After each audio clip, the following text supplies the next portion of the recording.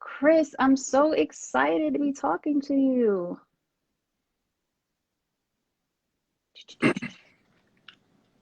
Hey, What's up?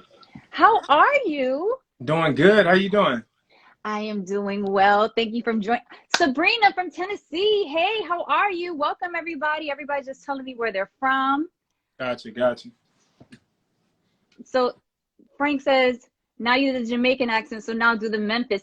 What? I don't have a Memphis accent. I don't know how to do a Memphis accent. I could give you a Bronx, that Rosie Perez Puerto Rican accent. I could give you a Rochesterian accent. I could give you Macon, Georgia. But I can't give you Memphis. I don't know about Memphis. Anyway, welcome, Chris. How are you doing today? Doing great. Doing great. It's been a good day. Busy day, but been a good day. Awesome. Well, thank you so much for joining me for Man Crush Monday. I truly appreciate it. Uh-oh, what was that? No, that was you. I'm just on my laptop too, so I can kind of. Oh, okay. So that was my feedback. Yeah, Gotcha. yeah. Okay. Oh, thank you, Tamara. I don't know if you're talking about me or if you're saying that Chris is gorgeous. I need you to clarify that for me. I'm pretty sure she Who's was the talking to gorgeous you. one? Who's I'm the pretty sure they gorgeous was talking one? about you. I don't know. But anyway, I'm just so honored, Chris, that are willing to do this Man Crush Monday series. So basically, my whole goal here is just to really expose the women of the body of Christ, just to encourage them to know that there are good men out here, and I do not want them to give up hope. And so each week, I just wanted to highlight a different man of God, a guy that loves the Lord. He's single and he's saved. And basically the type of guy that women think that does not exist. I want to show them that, yes, he does exist. Okay, So cool. yes, so that's my whole goal with this. So would you like to introduce yourself to everyone? Yeah, most definitely. First, I just want to say thank you for having me on. I'm honored that you would even, kind of put me in that category. Uh, I always wasn't that guy, right? So Okay. it's good to kind of be a part of this now. So my name is Christopher King, from New Orleans, Louisiana. Uh, Love man, New Orleans. huh? I love New Orleans people. Oh yeah, most definitely, most definitely. It's a great city to be from.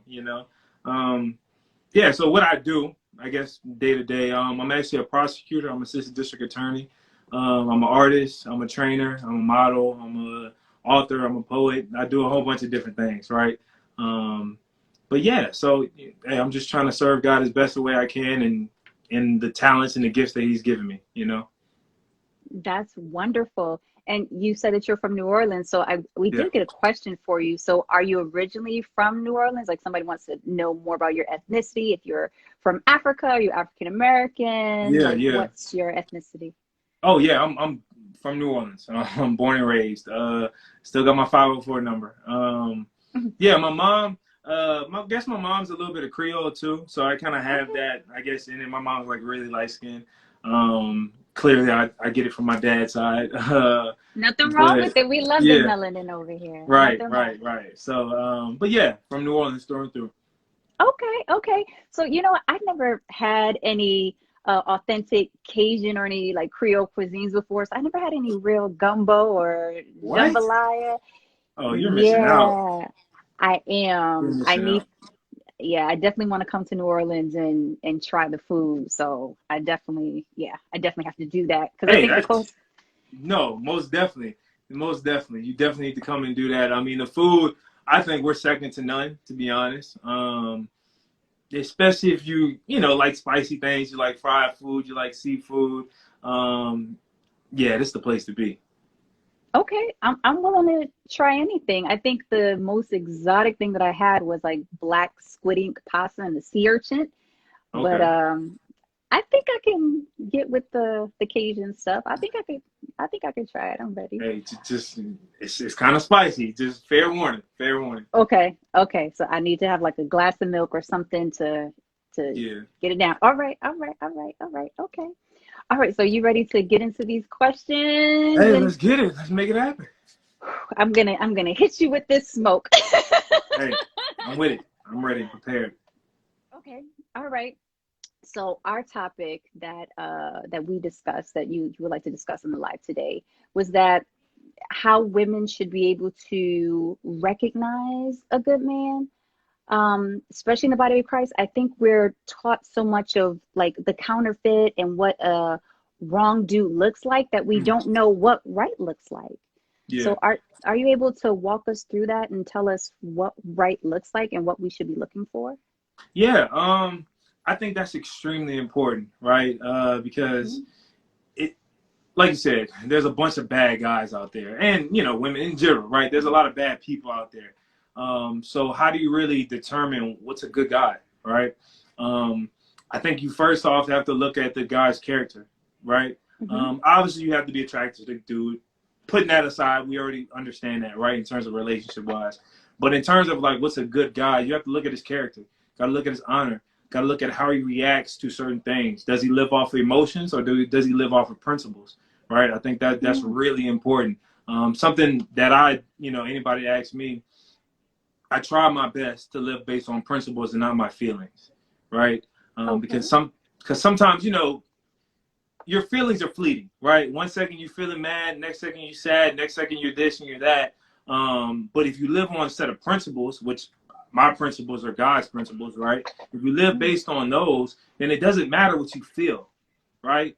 I know Right. for me, football was a good way to kind of develop that. I don't care how you feeling today. We got practice. We got a game. We got this. We got workouts. You might not be feeling good. You might not want to do it, but we still got to do it because you're committed to this, right? So I think Yeah. as you develop that skill, you understand when I, commit myself to my woman or my wife, I'm committed to my wife. I'm not committed to my feelings. So my love is not Mm. determined based on if I feel good or if I don't feel good. I'm committed to her, period. Does that make sense? That definitely makes sense. I'm hearing a bit of like, that to make sure that this guy has integrity and that the Hey, integrity agreed. that, that it needs to be proven through his actions. Like he just can't say, "Oh, I have integrity," or, "I live off principles," but something that we have to see. Right. Um, what else should we be looking for besides his integrity and to see if he holds true to his principles? What else do you think we should be looking for? Latoya says principle and purpose. What do Mm. you think about that? I think you definitely need a man, especially we talk about marriage and the long haul. You need a man that knows who he is and that's confident in who he is and confident in who God has made him to be, right? You don't need a guy that's just hey, I'm going with the flow. I'm just trying to figure things out, X, Y, and Z. Not to say that we don't all have seasons. I think we all have seasons of that, trying to figure everything out. But when a man is trying to pursue a woman, or when that opportunity of finding a mate or partner or whatever, you need a man that's going to be like, hey, this is who I am. I know who I am. I know who God created me to be. I know my purpose. I know my assignment, right? I already have knowledge over those things, right? A man has to be, especially the man you're trying to date and you're trying to marry eventually, he has to be ready, right? He has to be responsible. He has to. So Yeah. one of and I'm sure most people heard this, right? Dr. Miles Monroe, he talks about um, in just determining what type of man is not, that God said is not good to be alone, right?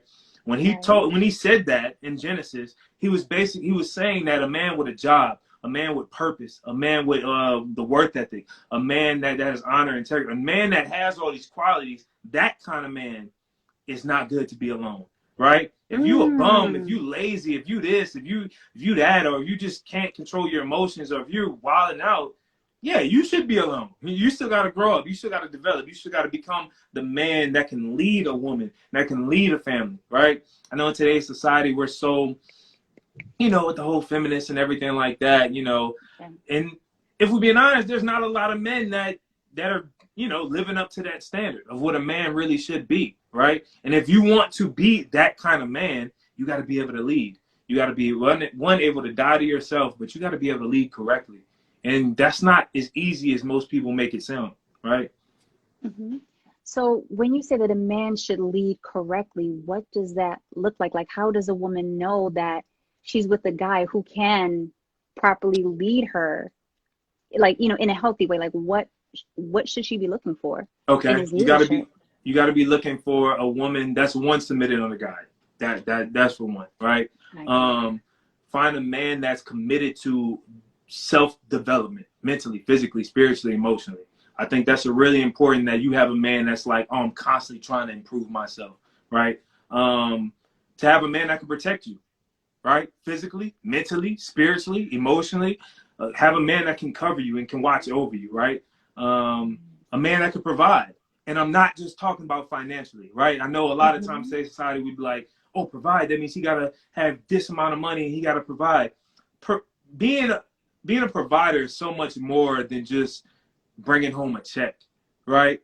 Like, are you invested into your wife and your kids mentally, spiritually, emotionally? Are you, cultivating them? I think cultivation is another aspect of the right man.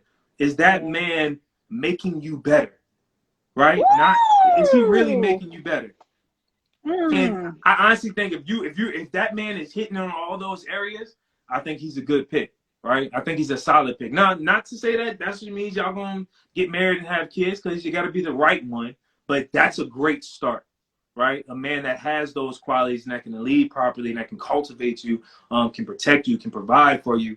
Man, that's key, I think. My heart started being like, yes, Lord, send him. That's what I'm waiting on, Jesus. Do it for me. Do it for me. Hey, ladies, are you waiting for that kind of man? Just put it in the chat. Do it for me, Lord. Do it for me. That is, okay. So I think we already touched on my next question on, like, what are the characteristics of a kingdom man? You kind of already answered that.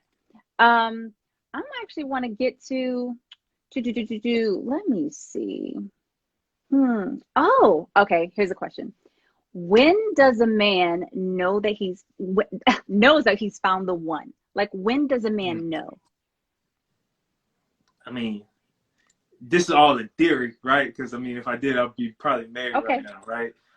So it's kind of all in theory, but I think when you know, right? I know, I'm gonna say this. I think majority of men, I can't speak for all men, but I think majority men, one relatively early if this woman has the potential of being like it or not, right? You can see from how you're attracted to her, the way she moves, the way she walks, the way she talks, the way she responds to certain things, the way just being around her.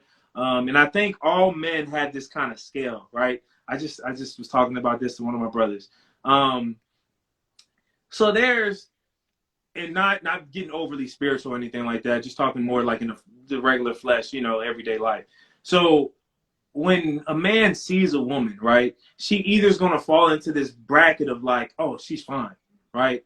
And flesh guys would be like, oh, I want to have sex with her. I want to do this. I want to do that, right? But there's a different bracket of that I believe certain women enter into, to where like she's so beautiful, sure, her class, her essence, right? Everything she is, right? I just want to be around her. It's not even about sex. I'm not even thinking like lustful thoughts. She's just so phenomenal that I want to even be around her, right? And I think when that woman kind of gets into that bracket, and then now that relationship starts to develop, I think man, this could be the one. And like I said, I think when you know, right? And if you have to question it, you probably don't know, and it's probably not it, right? Could it be fear though? It could be fear, but my whole thing is like, what are you afraid of? If you're a man that's doing all those things, right? All the things we just talked about before, and you're preparing for that, and you see it, you're not even going to take that chance, right? I know for certain women, for most dudes, if you see a woman that's so phenomenal, and I mean like super rare, so phenomenal, you're not even going to chance it of like throwing her back. You know what I mean? Like, you're going to be like, nah, man, I gotta lock this down, because you understand the worth. When you really understand the worth of that woman, the right woman, ain't nothing's going to keep you from being like, nah, man, I got to get this. Like this, you have to be in my life, right? If you don't feel that way, then one, I'm saying, I don't know if you should be getting married, but two, it's probably not it. it's probably not it. That's just me. I think a lot of people also settle in relationships and settle in their marriages and just, they pick whatever is a good pick and, they roll with that, and that could work for some people. But for me, nah, you gotta, you gotta be that, right? I agree with you, and everything that you're saying, I've heard that before. So, I'm trying to think, like, where did I hear that? But it's definitely confirmation. It's to the T, everything you just said. And I totally agree. And I think a woman definitely wants to be desired in that way, to recognize the rarity and the uniqueness, and to know, like, I can speak for myself. I want somebody that's crazy about me. You Like, better be. you got, yeah, like that's Right. what I want. Like, you got to desire me. You got to be crazy about me. You got to know that I'm that good thing. So yeah, go on ahead. Like, I I'm think all every for it. man and woman, to be honest, but every man, if you don't believe that your woman is the most beautiful woman that's ever touched this earth, is the most phenomenal woman, then why are you getting married to her? You know what I mean? And maybe she is, maybe she's not in terms of like the grant, but in your mind, she needs to be that, right? Because my whole thing is, one, if that's where you're starting, right, life is going to happen. We all understand that. But if that's where you're starting, then when, the devil tempts you with another opportunity or that other 20% that may look good, you like, nah, bro. Like, I remember the commitment I've made, right? I remember this woman is worth so much more than anything else. But if you're starting at like, she's a nice pick, then there's nothing that's really going to like help you. Like, you know what I mean? That shouldn't be the man only thing. But there's nothing that's going to help you be like, nah, this is it. This is it, period. That's good stuff. Yeah, whatever the gems that he's dropping, please drop them in the chat. Please Right. drop them in the chat. And if you're not following Chris, please follow him. Hit that arrow right at the top of this live. It's the drop down, and you will see my name and his name. Click those follow buttons. Boop, boop. That's it. One, two. Follow us, please. Thank you. Appreciate that. Yeah, of course, of course, of course. You're bringing the fire. You're bringing that smoke. You are bringing truth, which I love. So, man, that was really good. So can you share with us, like, how do you view dating as a kingdom man? You're saved, you love the Lord, you're living a pure life. Like, what does dating look like for you? Are you the type of person that says, oh, I will date, one woman at a time exclusively, or I'm going to get to know a bunch of women and I'm going to have options? Like, what does that Yeah. look like for you? Okay, so I think one, we got to understand. I believe there's a difference, right? I think there's different levels to it. I think there's nothing wrong with if you're just getting to know multiple women or multiple men. I don't think there's nothing wrong with that. And I mean just getting to know like people, right? Like having Yeah. conversations, maybe just hanging out. Nothing like big, nothing super romantic. Just getting to know somebody. I don't think there's nothing wrong with that, because now you're building that friendship and you're kind of saying, oh, is this somebody that could potentially turn into this or X, Y, and Z? So I think that's really important. I think when there's another level of exclusively dating, right? We both had that conversation. Hey, I'm only investing in you. I only, spending my time with you. There's not other Yeah. people I'm not dating around. It's you and me, and we're trying to see if this can turn into something serious, right? Where I am, right? I'm more so in like just to get into know phase, right? Yeah, I'm 28, but a lot of things that God's been kind of doing in my life right now, and I don't necessarily know.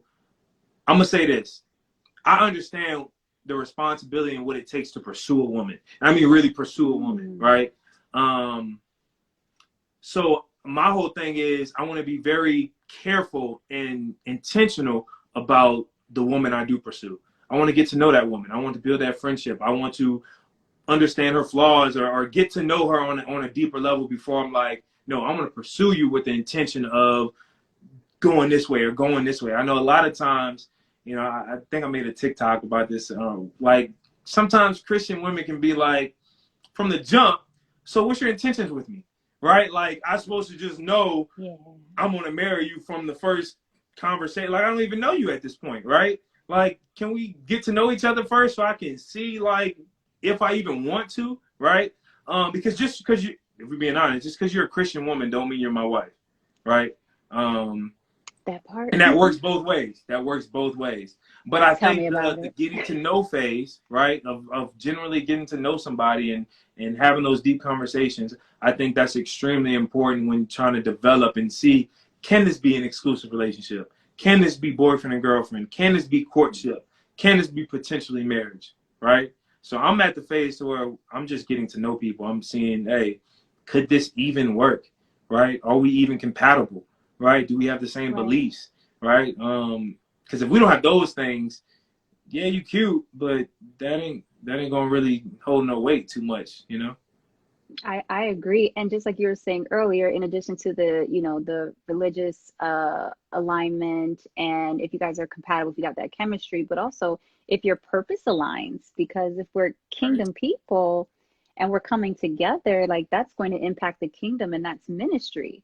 So we need to even see, besides the attractiveness and, you're saved, I'm saved, love the Lord, are we going in the same trajectory? Right. Um, Are they even and- compatible?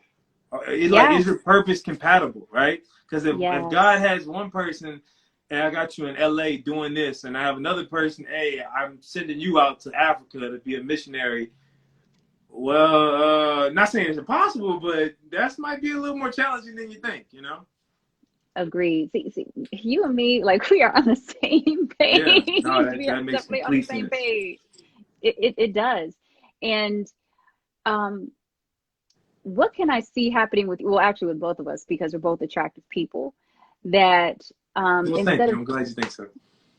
No, you are too, obviously. uh, thank you, that sometimes people will show up as their representative and not their true authentic self, and not being, see, for with me, and I'm pretty sure you may agree as well, that be you, like be you. Do not be someone that you think that I would want, or somebody you think Chris would want.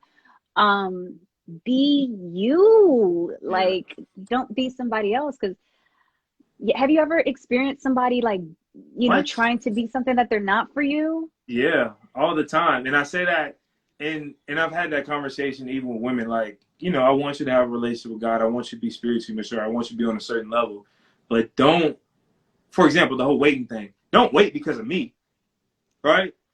Because I'm gonna get weak. I'm a human. I'm a man, right? So I'm not Right. I'm not Superman or whatever. So you need to be doing that for you and for your relationship with Christ, right? That's why I always say, like, you need to be the best you can possibly be for you, right? Yeah. Now, when we meet, we should be running side by side doing the same things, right? But if you're trying to change or like really switch up the game for somebody, you're probably setting yourself up. You're really probably setting yourself up for failure. I totally agree. And because you want to know what, people, because at a certain point you get tired of playing a character, because when push comes to shove, like you can't back it up. When the rubber meets the road, Right. you can't pay the cost to be the boss. So it only behooves you to be yourself, and time is a commodity we can't get back. So why Right. waste your time and waste that other person's time? And really, when we think about it, that's operating in a spirit of manipulation. Yeah. And I'm You gonna I'm gonna know, just say for me, I'm gonna weed it out. okay, I know that's I'm right. gonna figure out who you really are. Like, you know what I mean? And because I'm gonna like one thing about my relationships, and you know, any woman I've ever been with can vouch for this. Like, I'm going to challenge you. All right, I Mm, will challenge you mentally, physically, spiritually, emotionally. I will make you a better woman. But with that being said, that it might be a little uncomfortable sometimes. If I'm just being honest, it might mm-hmm. be a lot of pressure sometimes too. So if you're not really about that life, it's gonna show. You know what I Come mean? on. And then it's gonna get to the point to where now we're around each other, and you just thinking I'm out to get you, right? Or I'm just you're just not good enough, or you know what I mean. And it's nothing to do with that. But if I'm doing that to myself and trying to make myself be the best me I can be, I want to do that to my woman, because my woman is a reflection of me. So I need you to be the best you can be as well. Yes, like yes, challenge me, honey, please. No, let me be better. Don't let Hey. me be. Yes, honey, challenge me. Okay. So, oh, I lost my thought. I was going somewhere and I lost it. It'll come back to me. It'll come back to me. Yeah, it'll pop But back. it'll come back. But since we're on dating and I got some questions from, I guess they were like from our followers. So one person asked, I'm going to butcher her name. Yadia Shawila. I'm sorry. I'm sorry. I think I know what you're Um, talking about. I've seen it. yeah. Okay. She asked, what is the youngest age and the oldest age that you're willing to date? So what's your dating age range? Man, one of my brothers, he came with this like formula, right? I don't know if it's that accurate, but maybe. He's like, you cut half your years and then you add 7, right? Okay. So, and that's like the lowest, like the absolute lowest you can go, right? So I'm 28. That's what, uh, We ain't talking 14 about plus 14. 7 Oh, plus 7. 21. Good call. Yeah, Okay, hold on. 20. Not no Okay. 14. Yeah, plus 7. So that's Okay. 20, 21, right? Uh-huh. That's cutting it close. I'm gonna be honest. 21 is like, and not just from like, oh, you're that young. It's more so from a mental aspect, right? Like I don't know if you'll necessarily be mature enough or be on a certain level mentally that will be able to click. Maybe I don't know. You know, they say women mature faster than men, so I don't know. Me too. Maybe right, maybe. Okay. But I would say like 22, 23. That's probably the lowest. The highest I would say maybe like 35, 36. You think so? Maybe. Only because I say because I want, I say I want, I don't know. I say I want 4 kids. So I'm not, you know, I want to have 4 kids, right? And I don't know if somebody that, would be in her 40s would want, 4 kids at that age. So who knows? Who knows? But that's like that. Those are absolutes. Like those are extremes. Okay. That definitely depends on the woman. So I Oh, thanks. I can't speak for all, women, in their 30s, but I would say like if you're getting a woman in that age range, she's like, let's go. She Honeymoon ready. baby, she's ready. Right. I'm that woman. I'm like team honeymoon baby. Lord, give me twins. I maybe Lord, give me twins or a set of Trying to twins. knock I them don't out. know. I feel you. Let's knock them out, and then I need my body to get back and be snatched again. Yeah. So that's my ministry. Don't at me, y'all. Don't come for me. Don't come for me. Gotta Anything stay wrong with fit. that? Nothing like, oh no, mama's gonna be snatched in these streets. Okay, I've been snatched all my life and I'm gonna keep it Yeah, that no, way. I feel that. In Jesus' name. Okay. All right. So another question from this same person. She says, if a girl he's dating wants to finish school before getting married, is he willing to wait? Okay, so let's say because you're 28, you went to law school, you graduated. Let's say if she's in law school or grad school, probably, especially around, your age range.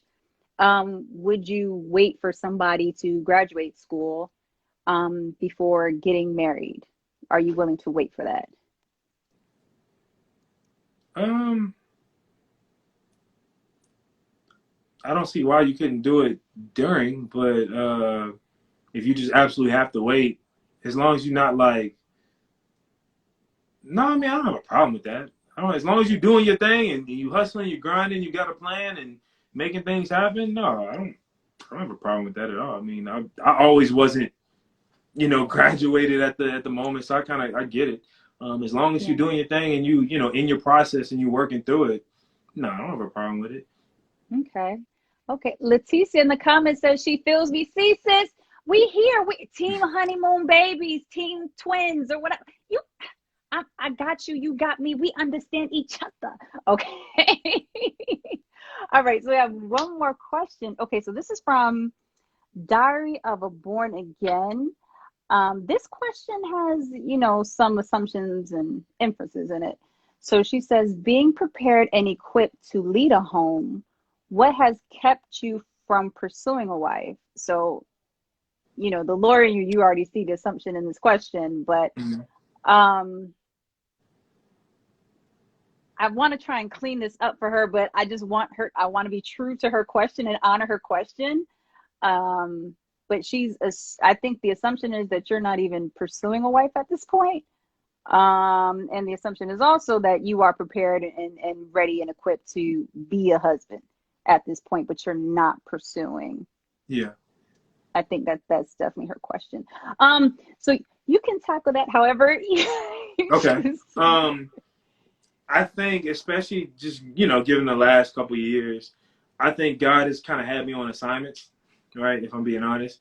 And I don't think he was like, although I may have thought I was ready, right? He was like, no, I need you to do this first, right?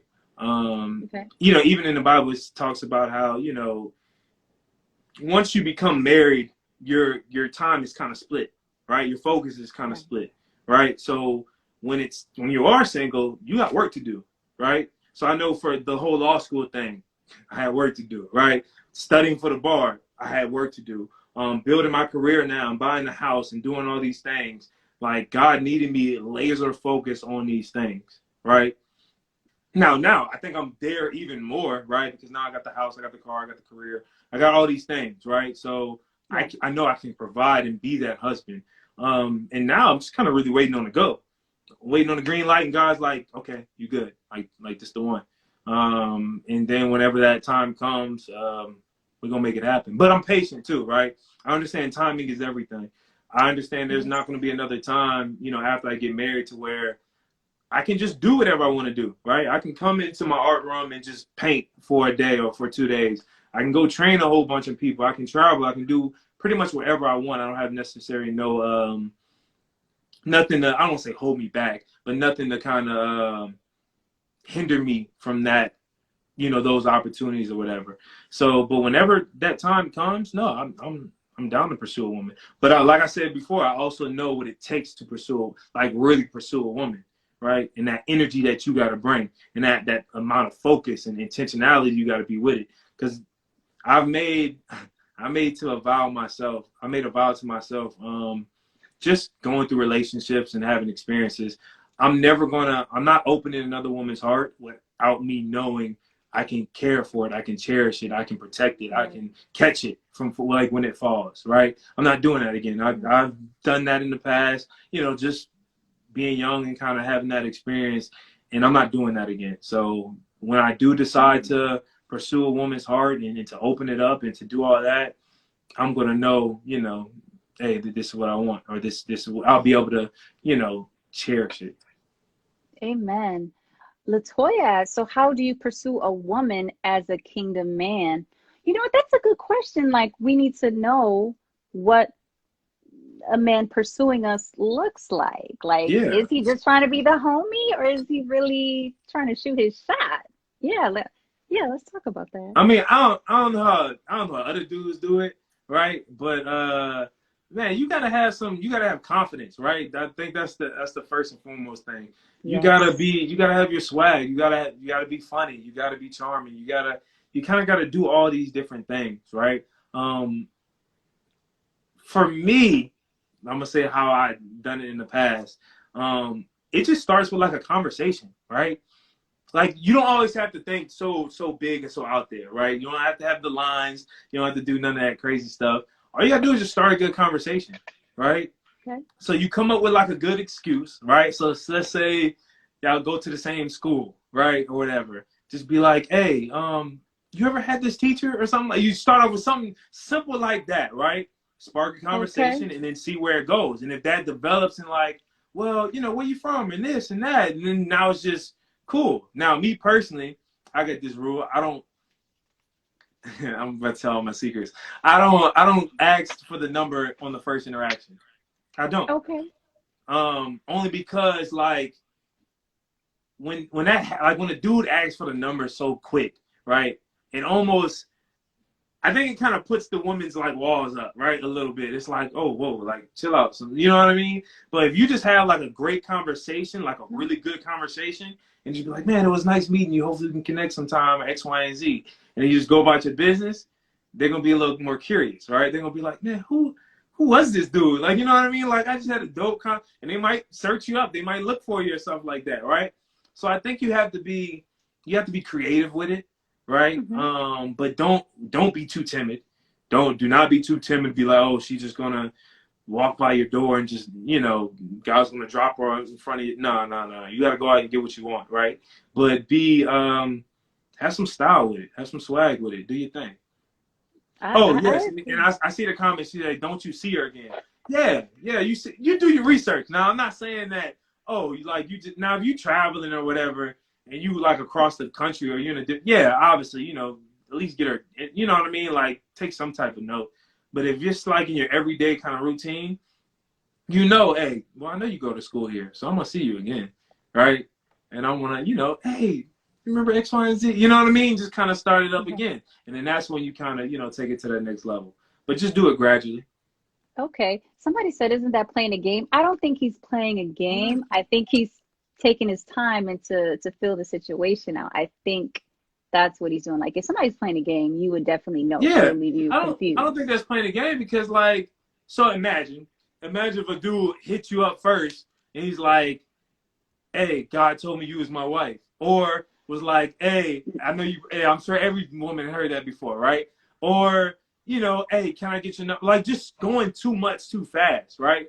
I just think, Yes. I think that puts a red flag up for women. It's like, oh, like, what's your intentions? Like, like what? Nah, so man, just chill, just have a good, good conversation. You cannot beat having like a real good conversation with a woman, right? And making her laugh and it doesn't something my brother, one of my boys, like kind of always, he kind of put me on game on this. Man, like don't really do nothing overly romantic too early, right? Like just go out, go to the park, go get snowballs, go do simple stuff just to see if y'all can gel, if y'all can work Yeah. together, right? And then if y'all can do that, man, when you do all the romantic stuff, now it's easy because now I know you, right? Uh, So like if you kind of build that foundation from the jump, then you'll be able to do your thing. I agree. Like I wouldn't mind, taking a walk in a park and getting ice cream and stuff like that. Something simple and it's light and it's like Right. no pressure. No pressure. You, you can flow and even doing something, fun, like doing an activity that, that'll be even cool too. I'm gonna say I can't give you all my okay. I'm gonna say this. Like for me, Okay. my dates, like we're doing something active. We're Okay. doing Rock something climbing? active. Huh? Like rock climbing?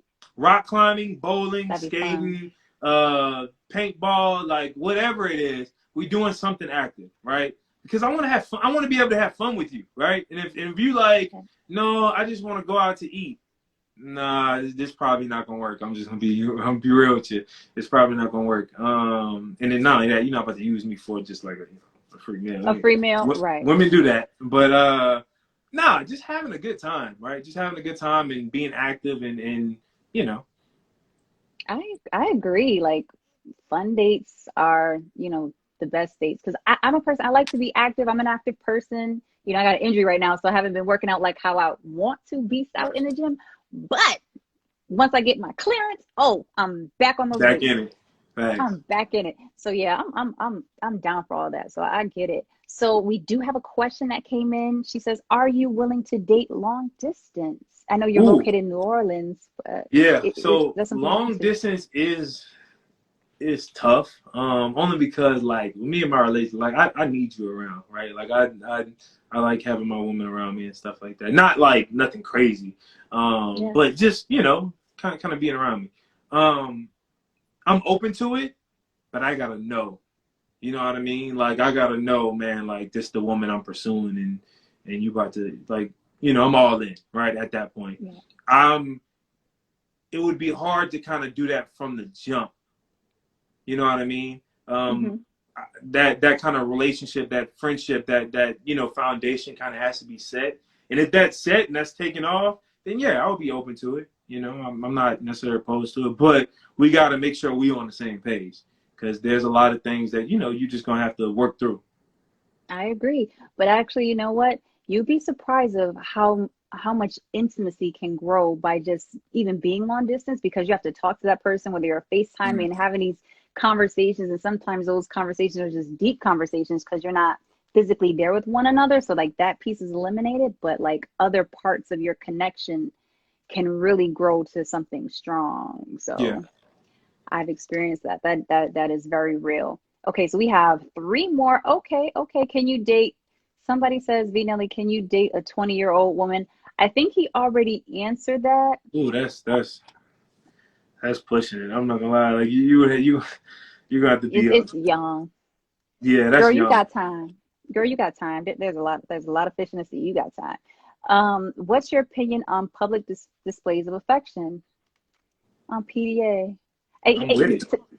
Yeah, because I from you saying that you need your woman like with you in New Yeah, Orleans, I received that. I processed that as that your love language is physical touch. that's literally one of my best, like one of my top ones.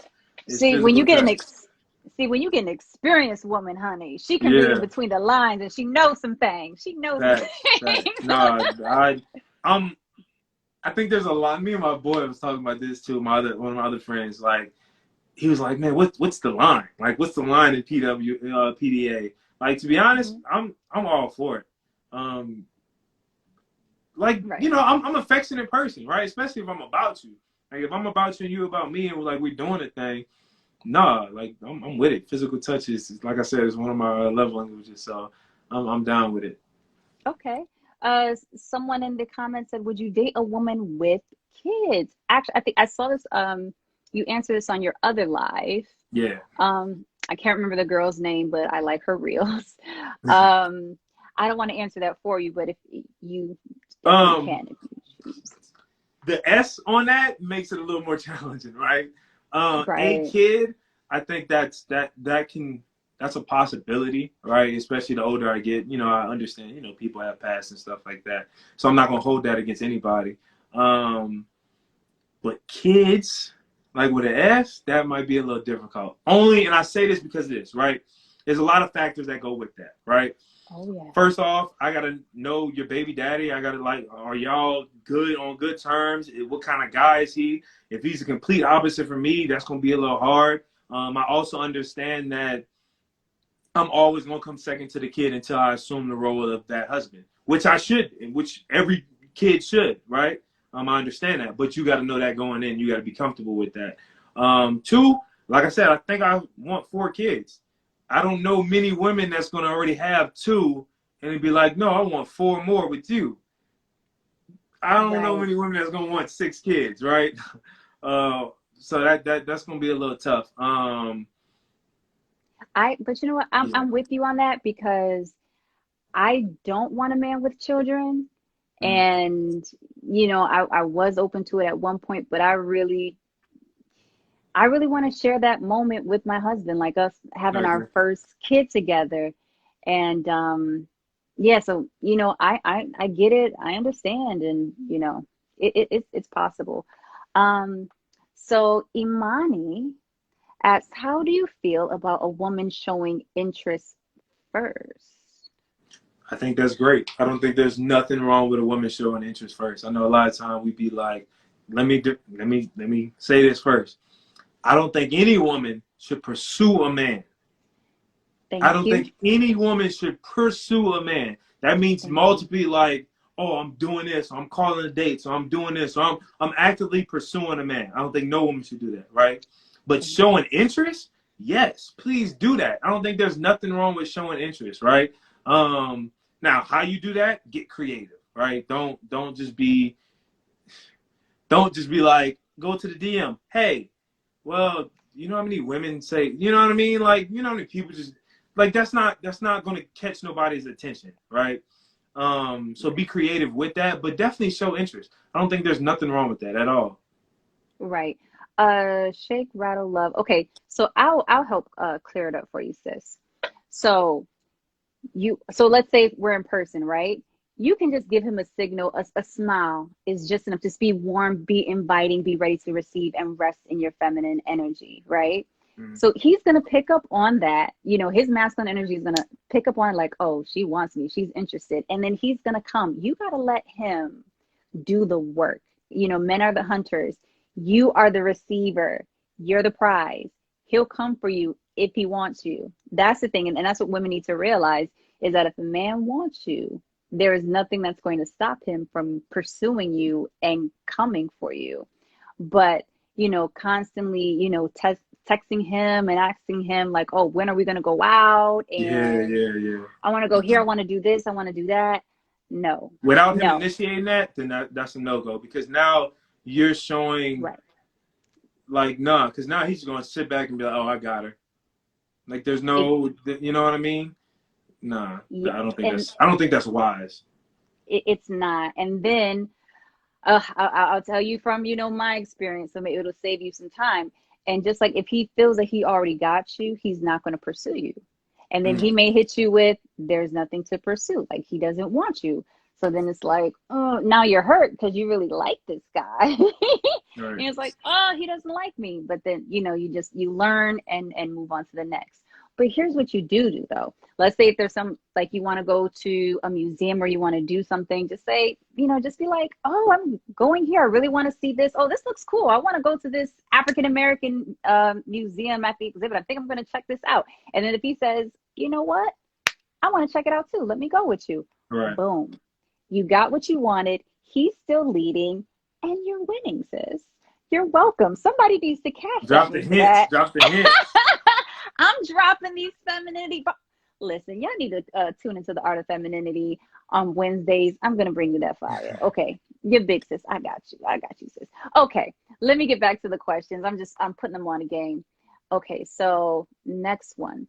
How would you establish healthy boundaries with physical touch being your love language? Ooh, that's a good one. That's a hard one. That's an extremely hard one. Yeah. I think first and foremost, you got to be honest, right? You got to be honest of where you're at. You got to be honest and knowing, like, being self-aware, right? Man, if this is my spot, or if this is what I know I can't handle, or if these are my triggers, you got to stay away from them, right? You got to stay away from them. And you got to let that other person know that too, right? Hey, this is my trigger. We can't do this, right? And like I said, it's different for everybody, and that needs to be a conversation that y'all both kind of understand, right? I know some couples that's waiting and stuff like that is like, man, we can't kiss, right? I'm not that couple, right? Like I'm kissing my woman, right? But that's me. That's me. Right. But you also got to know, like, dudes know, well, I think men and women, when you're trying to press certain buttons on a woman, or when you're trying to press certain buttons, and you have to be honest and be upfront and be like, hey, I'm not gonna intentionally like press those buttons, right? Because I know where that's going to lead, and I think we all know where that's going to lead, right? So you got to be really careful about that. If hey, 12 o'clock, we can't be in the bed together, we can't be chilling, then you can't be chilling at 12 o'clock, right? Whatever that line is for both of y'all got to stand firm and be like, hey, this is what it is. Yeah, I think it's very important to establish those boundaries. And everybody is different.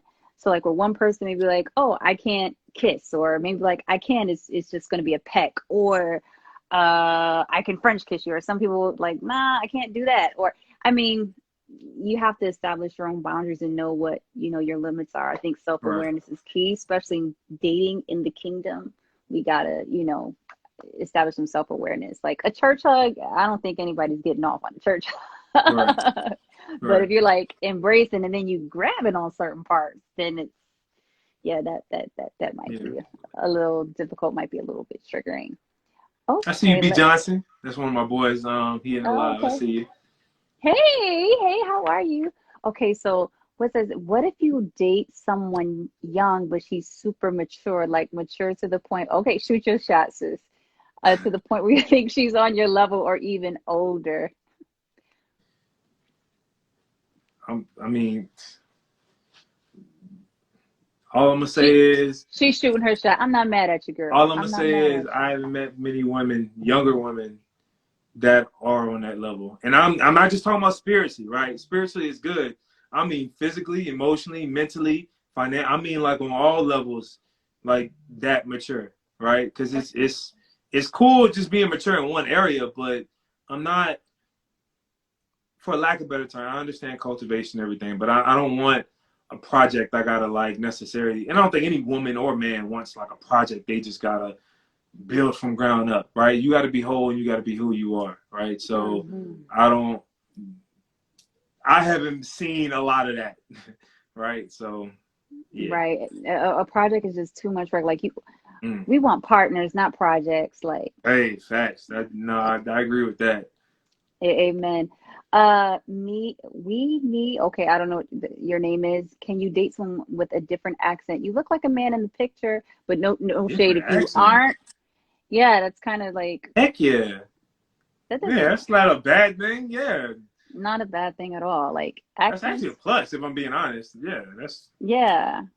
Like speaking of accents, actually, like we talked about this before, but your accent is very neutral. To be yeah. coming from New Orleans, it's You very could blame that neutral. on going to private schools and doing all that stuff, right? I don't really have my New Orleans accent that you hear a lot of, New Orleans people have, but that's going to in the whole law school thing. Yeah, that probably killed it too, Mm, right? So yeah, I don't really have it. Like you can catch it in a couple words I might say here and there, but it's not just like really heavy. yeah, man, I'm weak for New Orleans accent. I love the New Mm. Orleans accent. I really do. Uh, I really do. Y'all don't have any more questions? He said, I think he meant outside of your ethnicity. He said accent though, sis. So like, okay, so what would you date someone outside of your race? Outside I of your think if culture? we're clicking on all levels, belief, spiritually, mental, and all those other things, then yeah, I'm not opposed to that. Don't get me wrong, I love my black queens, so even if they got a little melanin in her, right, that always helps. But nah, like I don't discriminate in that aspect. It just we just got to be able to click, right? Like if you from a whole different culture and it's just completely different to where we don't like the same music. We don't do it. No. I don't think that's gonna work. Yeah. But me, I love culture, right? So I like listening to Afro beat. I like listening to, Spanish music when I can understand it to the most part. But you know what I mean? Like I'll I'm teach you. down. Yeah, I've been to quinceañera before. I had a blast, and I do a little things, right? I can bachata a little bit. Oh, Hey, okay, you can I'm bachata? working on it, right? I'm trying to get a little cultured, Ah, but okay. I'm cool with it. Okay, baila conmigo. Okay, okay, I Hey, got you. I got you, I'm working. Sophie. I You might be a little further. You might be a little further, but I'm working. I'm working. got you. It's okay. I'll teach you. I'll teach you. You want to salsa? We can merengue. I'll teach you. Yeah, I gotta It's learn all that. right. It's all right. Oh yeah, for everybody's on my live, you don't know. My dad is Puerto Rican. He's from Puerto Rico. My mom is black. She's from Macon, Georgia. So that's Okay. why my accent, you guys may pick up on certain things. So that's why. But Cause you got yeah, that south, so yeah. right. So it's a mixture of all of that. Hmm. Yeah, girl, New Orleans is where it's at, baby. Yes, yes, yes, yes. Okay, somebody, Imani says, what if you met the perfect person, but they don't get along with your family? Would you still pursue? Ooh, that's a good one. Is it really? Imani with the fire. I think so. And if you guys want to pull up, pull up. Come on, y'all. Don't be shy because Chris is on here. Pull up. I Take the mean, bonnet off and get cute real quick. I I don't really think that's a hard thing, right? I mean, because if you're the woman that I'm explaining, right, then my family would like you. Like they wouldn't have any choice, right? If you're that woman. Now, if I'm just blinded by something and they just getting a different read off her, then maybe not. But I gotta, like I said, my vetting process is very thorough, right? So my friends are gonna have to be like, nah, bro, that's a good pick, or that's this, or that's that. And I especially my spiritual mentors, their opinion holds a lot of weight in my lives, right? Hmm. So nah, if nobody in my circle, like nobody's in my circle feeling you, that might be a little difficult, right? Because I'm gonna have to step back and be like, bro, what you seeing? Are you missing something, right? But nah, if you're that woman and you're living all these things that we've been talking about, then nah, there really shouldn't be a problem. I agree. Most of the time, family members really can pick up on a shady person. I've seen that like in my Yeah, family where there's like only one in-law that the family did not like, and we were totally right about her. Um, and I'm gonna be honest. I don't think I've ever had a woman that my family didn't like. Every woman that I've like dated seriously, they've loved actually. Yeah, I don't. Yeah, I'm a because this is something I think that needs to be said. I don't date bad women, right? I don't date bad women, and I think when you're a certain type of guy, I talked to my brother Byron about this too. Like when you're a certain type of guy, you don't date bad women because your standard, the way you carry yourself, your requirements. A bad woman is not even going to get that far with you, right? Because she's just going to Right. weed out herself. But if you carry yourself a certain way and you have a certain vetting process, then all I'm going to date is a good woman, is good women, right? Right. That's just the standard at that point. I don't think any woman I've ever dated, you can never be like, oh man, that was just a bad pick, or that was just a bad woman. You'll never be able to say that, right? Because until I get to the point where I'm putting my stamp on a woman, like, oh, she's mine, she's gonna be legit. Right. Somebody asked, would y'all date someone who was divorced? Mm. Um, all right. So I can speak for myself. Like I didn't, well, we weren't boyfriend and girlfriend. I would say I was getting to know him. I was collecting data. Okay. Um, I didn't hear it like you that know, before, but I feel it. I was, we weren't in a relationship. He wasn't my boyfriend or anything like that, but I was definitely getting to know him. And he wasn't ready. Like he wasn't healed, even though he was like, I think 4 years post divorce, and he still wasn't healed from it. He did have a kid, and that kind of turned me off a little bit. But then I kind of got convicted, saying like, well, maybe I should, be open. My preference is if he's divorced, I would prefer for him to not to have children. But I Straight off. really ideally I want somebody that's never been married because I want to experience like the wedding and having a kid and all that with my husband. So I'm not opposed to it, but it's not my like ideal situation, but I'm not against it. I'll put it like that. Yeah. That's fair. What are your thoughts, Chris? Um. Again, just kind of like the kids, but there's so many factors that go into that, right? Um. How long were you married? Why'd you get married in the first place? Have you healed from that? Have you even asked God for their forgiveness? Was it like a real reason to get a divorce? Like if you just like, oh, I just fell out of love. Oh, whoa, whoa, whoa, time out. Pause. Because like, what's your view on marriage? What's your view on love? Like we got to do so much digging at that point just to see like, are you even like ready to get married again, or is it even like an option for me to get married to you, right? Because if you say like, oh, we got married because we just drifted apart, chances are like that's a red flag to me. That's just a red flag Yeah, to me because I'm like, man, marriage. I don't look at marriage like, oh, we drift apart. Nah, you make it work. Period. that's You right. made the commitment, so make it work. And if you view that in your first relationship, unless the Holy Spirit has entered you and you think completely different, nah, it's probably not. Nah, that's probably not gonna work. Okay. You guys, nobody's They pulling up on they a coming live. in I'm so now. surprised. Well, yeah, the questions are coming in now. Yeah. Um, what if the person you're interested in is of a different religion or denomination? Eh, I totally that's agree. easy. Yeah, Yeah. the Bible says to be not unequally yoked with unbelievers, and having those different denominations is just it. And I'm gonna say this Yeah, practically, right? And if you're a Christian, you can understand this, right? If either Jesus was a liar or Jesus is who he says he is, right? Either Jesus said, hey, I am the only way, the truth, and the light, right? Nobody comes to the Father except through me. So either he was telling the truth when he said that, or all these other religions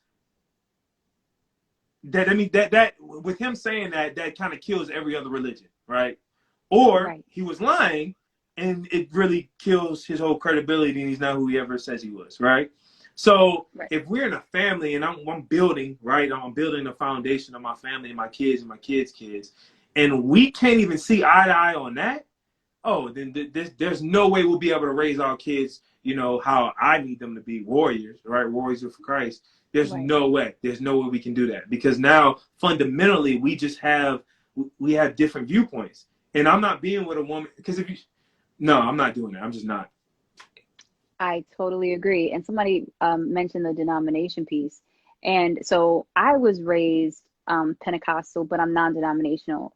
And I've had exposure, and I was in seminary for a little bit. So I've studied theology and different religions. And so I can rock with any denomination. Like I understand the foundation and your doctrines. Um, but I'm just non-denominational. So I can rock with somebody that's non-denominational, and I get the Pentecostal thing, but Yeah, I can't date like a Greek Orthodox. Like, yeah. I I don't. think sometimes, especially with Christianity, there's a lot of like overlap in terms of certain denominations, right? I know my dad's side of the family, they're all Baptist, and my mom's side is more like Catholic, right, for the most part. Hmm. So like I went to Catholic schools when I was younger, and I did this and I did all that. But it wasn't until like my personal faith with Christ started kind of growing, and I'm like, okay, I disagree with certain things that they do in X, Y, and Z, but it's not like I also have my things about the black uh, Baptist church that I'm like, okay, I don't know if that's correct or X, Y, and Z. So I guess you can say I'm non-denominational as well. But for me, like all that is cool, all the labels and stuff, is that relationship with Jesus Christ, right? How serious and how mature and how real is that, right? Yeah. If you're just doing a bunch of things, right, that's supposed to earn you righteousness or supposed to get you in the right, nah, that ain't it, right? Or if you look at the world as, hey, this a white man religion and this and that ain't it either, right? So you gotta that relationship with Christ has to be on point. With Jesus, the relationship with Jesus has to be on point. If that's on point, then okay, we should be able to build from that, and we should be able to kind of understand that. But if those things are off, nah, ain't no I way. I agree. Like my so on my Puerto Rican side, my father grew up Catholic. My grandmother is still Catholic, but he doesn't practice, but she still goes to the Catholic church and does mass. Yeah, But I I guess I am the way I am because of my mom, because we went to church with her, and so I found that to be true to me in my own growth in Christ. I just mm-hmm. Now I'm non-denominational, but yeah, I get having the different backgrounds, but see, that's exactly why I'm very adamant on having a husband that believes the way that I do, because in the black church, when we have revivals, we be in church. On the Pentecostal side, we be in church Yeah, all day. all So, day. and my dad's like, "What you got me in church all day for? Like, it's over in an hour." Like, but see, Yeah, you don't understand like the different like nuances in the culture, especially church culture. Um, yeah, I get it. That's why I gotta have somebody that's like on the same page. Period. Let's take some more questions. How can this is a very interesting question. How can you attract the right one? I don't know. You want to take it or you want me to take it? I take it from my perspective. You be the Okay, right one. that was my answer. You be the Boom. right one. It's that simple. If you want to attract a guy that looks the part, got the workout and intentional and smart and honor integrity and can provide for his family and smart and creative. If you want that kind of guy, make sure you're that, right? And you would essentially attract that to a certain extent. I'm not going to just be like, oh, if you're this, you'll necessarily attract it, but you have a better chance if you are what you're trying to attract, right? I say I want a woman that's fit. I better not be no 400 pounds, right? It Ooh, don't work that way. It don't work that way. If I say I want a woman that's fit or a woman that has style or can rock some kicks, I don't know. They got this wall of kicks right here, but I better be able to do a little something, something, right? yes. I did I put that on my story? I think I might have deleted, but I was going to put it, but I was going to address and I wanted to address women that, yeah, you have a certain standard for a man that you want, but be what you want to attract. You want a financially stable man? Well, sis, get your finances in order, become financially literate, pay your debts off, work on a budget, start to budget. Like, you want a fit guy, you be fit, to the best of your ability. I know everybody's body is different, but to the best of your ability, like, be what you want to attract. Like, you can't be like Schlumpy Dumpty and not taking care of yourself, and then but yet you want this GQ guy. Nah, Like, it don't work that way. It don't work that way. it don't work that way. And what we're not going to do, not in this season, is not to, well, God can do the impossible and God can change his heart and blah blah blah. Listen, sis, let me help you get what you want, sis. If And not that's just what you that, want, be you're it. not even gonna like you're gonna get the blessing and you're not going to be able to sustain it, or you're not going to be able to like to carry it, because now you haven't developed the discipline or the work ethic or whatever it is to carry that out, right? That's like me saying, hey, I want to be a millionaire, but I can't even budget $1,000. No, it don't work that way. God's not going. If you can't do the small things, He's not going to give you the big things, right? That's just the principle. And preach, sir. Okay, I'm with your sermon. Let me put something in your Cash App. Send you a love offering. Okay, so I think this is an easy question.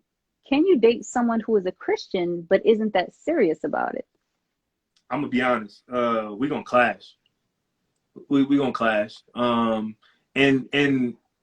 when people just say this whole unequally yoked, right? It's more than just different denominations, right? Or different beliefs. Yes. It's different levels as well, right? Now, I'm not canceling nobody if you believe Jesus Christ, right? Because I've seen somebody, a baby Christian, and in a couple months, God take them like on a whole different level, right? So Right. that's a possibility. But we got to be somewhat on the same level spiritually, right? If you still talking about Noah's Ark and I mean on a real basic like Sunday school level, and Yeah. we talking about, and I'm over here, we having conversation like deep into the word, right, on different levels spiritually, talking in tongues about getting this, about accessing a certain different type of power. He's just not gonna understand it, right? And it's not say it's a knock against you, but we have to be on a certain level. Like me and my boy Byron talk about this all the time. I need a beast. I need a woman that's a beast, spiritually, mentally, physically, emotionally. I need a woman that's gonna come with it, right? And be like, nah, like I can run with you, Chris. I might be faster than you. And I'm like, all right, bet. Like that's gonna make me even better, right? So I think it's really important.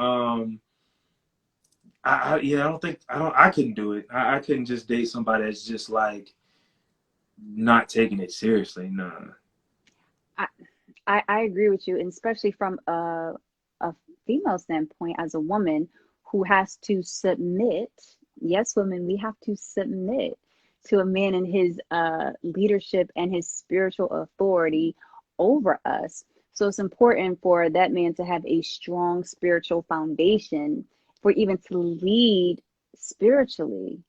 So yeah, it's a no for me. Like he has to be on fire. He has to know the word. And because, I've been in a situation where I was the one who was very strong in faith and he was a Christian, but didn't, just went to church on Easter and for Christmas. And it didn't work. And I was drained and I had to carry him spiritually. And I wasn't getting anything. I wasn't being poured into. The Bible says a husband like washes his woman with the word. Like I wasn't being refreshed. So take my advice, sis. Find you somebody that loves the Lord and that's solid. That's what you need. Use somebody that's solid. And also, this is in my spirit. I'm sorry, Chris, but No, I got to get this out. Okay. Oh, okay. You cannot fake the anointing over your life to try facts. and impress someone. Either you got that oil, sis, or you don't. You can't fake it. I don't care how many scriptures you quote. The devil can quote some scriptures, but there's no oil behind it. You can chuck jive and you could, fake some tongues. But sis, if there ain't no power coming behind those words and people, the spirit bears witness to one another. Like we Mm. gonna recognize if it's real or not. You gotta test that thing. You gotta test the That's spirit. every spirit. Yep. Facts. Come on. And especially if he's a man of God, he's gonna operate in discernment. So you can quote whatever, you can say, oh, I love the Lord, and do your little prayers, but if ain't no oil, if ain't no power behind that, oh, he see it. And He then now see it. I'm gonna look at the fruit. That's I'm gonna it. look at the fruit. Like it's one thing saying it. Anybody can say, "Oh, I work out a lot," or "I'm this," or "I'm that," or "I'm an entrepreneur." But let me see the fruit. Let me see what it look Boom. like. All right. And I mean that on every aspect in life. I'm not just saying like, okay, cool, you can pray or you can this and this, but like, I think as Christians we have to understand it's more than just the spiritual aspect too, right? Because we still got to do life. So you can't be Yes. like, oh, I'm in my word all day. I'm doing this. I'm doing this. I'm doing this. But you're not taking care of your body, or you're not doing the other things that you have to do in life in order to accomplish the things that God has kind of put in your heart for your purpose. So it's a collective thing. It's on all different aspects. Yes, yes. And think about it. Your body is the temple of the Holy Spirit. So you got to cherish it. You can't abuse this temple. Like, this is what God gave you for a certain amount of time. Like, you have to take care of it. You have to honor it. You have to cherish, because it's basically like you're giving worship back to God. Now, if you're making your body an idol, that's a totally different thing. But That's if different. but if you have the mindset of, I have to take care of this temple because I have work to do, I have work in the kingdom to do, that's a totally different mindset. Somebody said, teach us. Okay, I'm teaching a little bit, what I'm saying? I got a little something, something. I read a few scriptures, Jesus wept, hallelujah, praise God. Okay, Justin Chris says, what can a man do to prepare for the right woman? For myself, I've been working on myself spiritually as well as physically, and consistently praying and seeking God for that person. Sir, I think you just answered your own question. Yeah, Slick did. Won't he I do would just it? add, make sure you're working on your finances, working on them skills, developing skills or gifts that God has kind of given you, making sure you have a group of accountability partners that can, sharpen you and make you even better. But like you said, man, if you're doing all those things, and I mean, like, seriously doing them each and every day, man, you just gotta keep doing it, right? It's just like football. I do a lot of things with football, man. I know sometimes we can get frustrated because it's like, man, I've been lifting weights every day. I've been doing this every day. I'm not seeing no results. Man, you gotta stay with it, right? Because it's not just about the results; it's about who you come in the process of that, right? You cannot be so results driven to where you forget like, it's really about who you become throughout the process, right? So I think we have to just keep things in perspective, man. A lot of times I say it like this, man. Just win the day. Just win the day. Don't worry about 5 years from now. Don't worry about 10 years. Don't worry about your wife and your kid. Don't worry about that, right? Win the day, right? Today I'm gonna focus on being the best person I can be, being intentional, working, getting better at this area. And yeah, some days you might slip up, right? But you're gonna jump back on that field and get that work done, whatever it is, right? So just focus on winning the day and keep doing what you're doing. If you're doing that, keep doing what you're doing, man. Amen. Amen. Someone says, can y'all get on live and read scriptures from time to time? Sure. If Chris is open to it, I'm open to I'm with it. it. Let's get it. I do not mind that. Somebody, I'm trying to go through these questions. I think a lot of this stuff that we already kind of touched on. Mm. Trying to date within the religion. Oh, somebody, okay, this is for a young person. What is some advice you would give to someone that is 18 and trying to date within the religion? I would say I know you would hate for me to say this to you, Yeah, I know where you're but going. you are extremely young and you have time. And A I say lot. I was 18 once upon a time. What I would say is, I think you look like a girl in your picture, Kimbo. I would say that, as a woman, it's important for you to, as you're growing, you're a young lady right now, and as you're growing and becoming, it is important for you to know yourself and to learn yourself. Like who you are at 18 is not who you're going to be at 21 and 25 and 29 and 33. I'm telling you, you're going to have a journey. And, my advice to you is to really get in that word, have great mentors in the faith, but develop your own spiritual discernment so you know how God speaks to you. Because, you will have well-intentioned people in your life that could potentially bring you bad advice. I've been there at 24. That was my testimony. But study, cultivate who you are, find some hobbies, get to know yourself. I wouldn't be so focused on marriage and a relationship right now. Like, you probably do not want to hear this, but you have time. like essentially you could really be my child. Honestly, I'm not even kidding. You really could be my daughter, but you have time. You really do. You really have time. So, but in this time, make it worth your weight.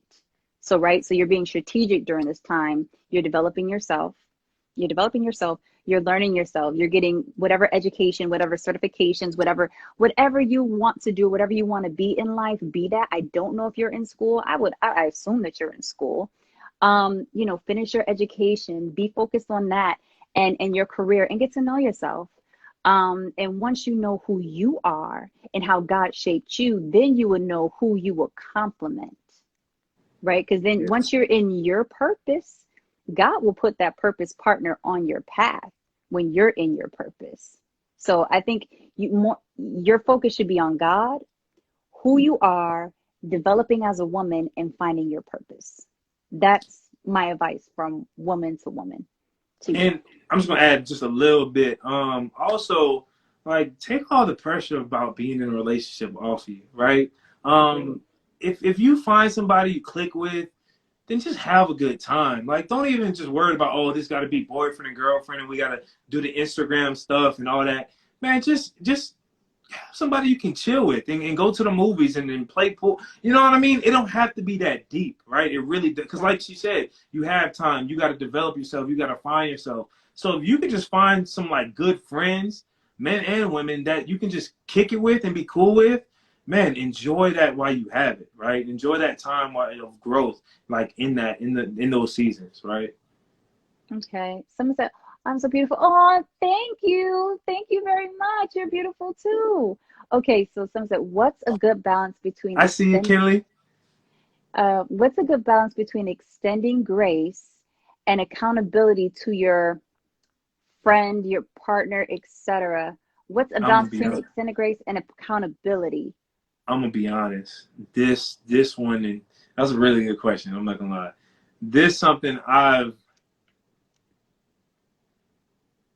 struggled with over the years, because like for me, my friends with my relationships, I'm I'm really good at seeing the potential in somebody, right? Hmm. Um, but the challenging part is once I see that potential, I'm like, okay, we got to get that out. We got to do that. We got to grind. We got to work. I'm gonna push you, right? I'm gonna try to Right. get all those things like out. And sometimes it can kind of come off as like a lack of grace and understanding that, man, Chris, it takes time. You know what I mean? Like getting that person or cultivating or assisting or helping that person become that potential is going to take time, bro. You didn't get it, despite to what maybe I may not remember. You didn't get it all in one day, right? It didn't just all just happen out the blue, right? So I think that there needs to be a good balance of accountability, and extending grace, right? With me, with some of my best friends, right? And some of my best friends can vouch for this. There's times, especially when the spirit tells me, when he's like, okay, just be quiet and listen. Like just let them vent, right? And let them kind of get it off their chest and extend that grace and be like, yeah, man, I know what you're struggling through, man. Like I'm with it. But there's also times, especially as like you can't be having, you know, 2 years of that, right? But at a Right. certain time, it's like, nah, bro, you got to pick it up. I'm not accepting that no more. All right, you know what I mean? Because like Right. one of my boys, like one of my best friends, play football with Byron. Like he knows, like when he's not catching the ball out, he was, and I'm like, yeah, man, you're gonna get it next time. Well, I can't just say that for the 4 years we playing and just be like, oh, you're gonna get it next time. There's a point that's gonna be like, nah, bro, that's just not cutting it. Like that's not Right. cutting it. And I have to challenge you to become better because that you're not getting it done, right? And I think there's love in that. There's love in that saying, man, like we got to pick it up. We got to do better. But there's also love in knowing the times when you got to be like, man, I'm just gonna sit with you and I'm gonna cry with you. I'm gonna let you vent and I'm gonna extend that grace, right? I think that's a really healthy balance, and it's challenging. I'm gonna be honest, it is challenging because sometimes I can come off kind of hard and be like, man, Chris, like it's always like you on my case, and it's like it's not that I don't like you or I'm trying to like hurt you. It's just I see the potential, right? And I Yeah. want you to get it. I want it to happen, but sometimes you got to understand, man. Sometimes they just need grace. They just need Yeah. grace. So it's like to really discern, because when you know your friends, you know that person, it's like you need to discern when to push and when to pull. Mm. And it takes, you know, wisdom to know that. Yeah, I totally agree with you. I think that was definitely a great answer. You guys don't have any more questions? And nobody pulls up on the live? I am shocked that no woman has decided to pull up on this live to talk to Chris. Y'all being shy tonight.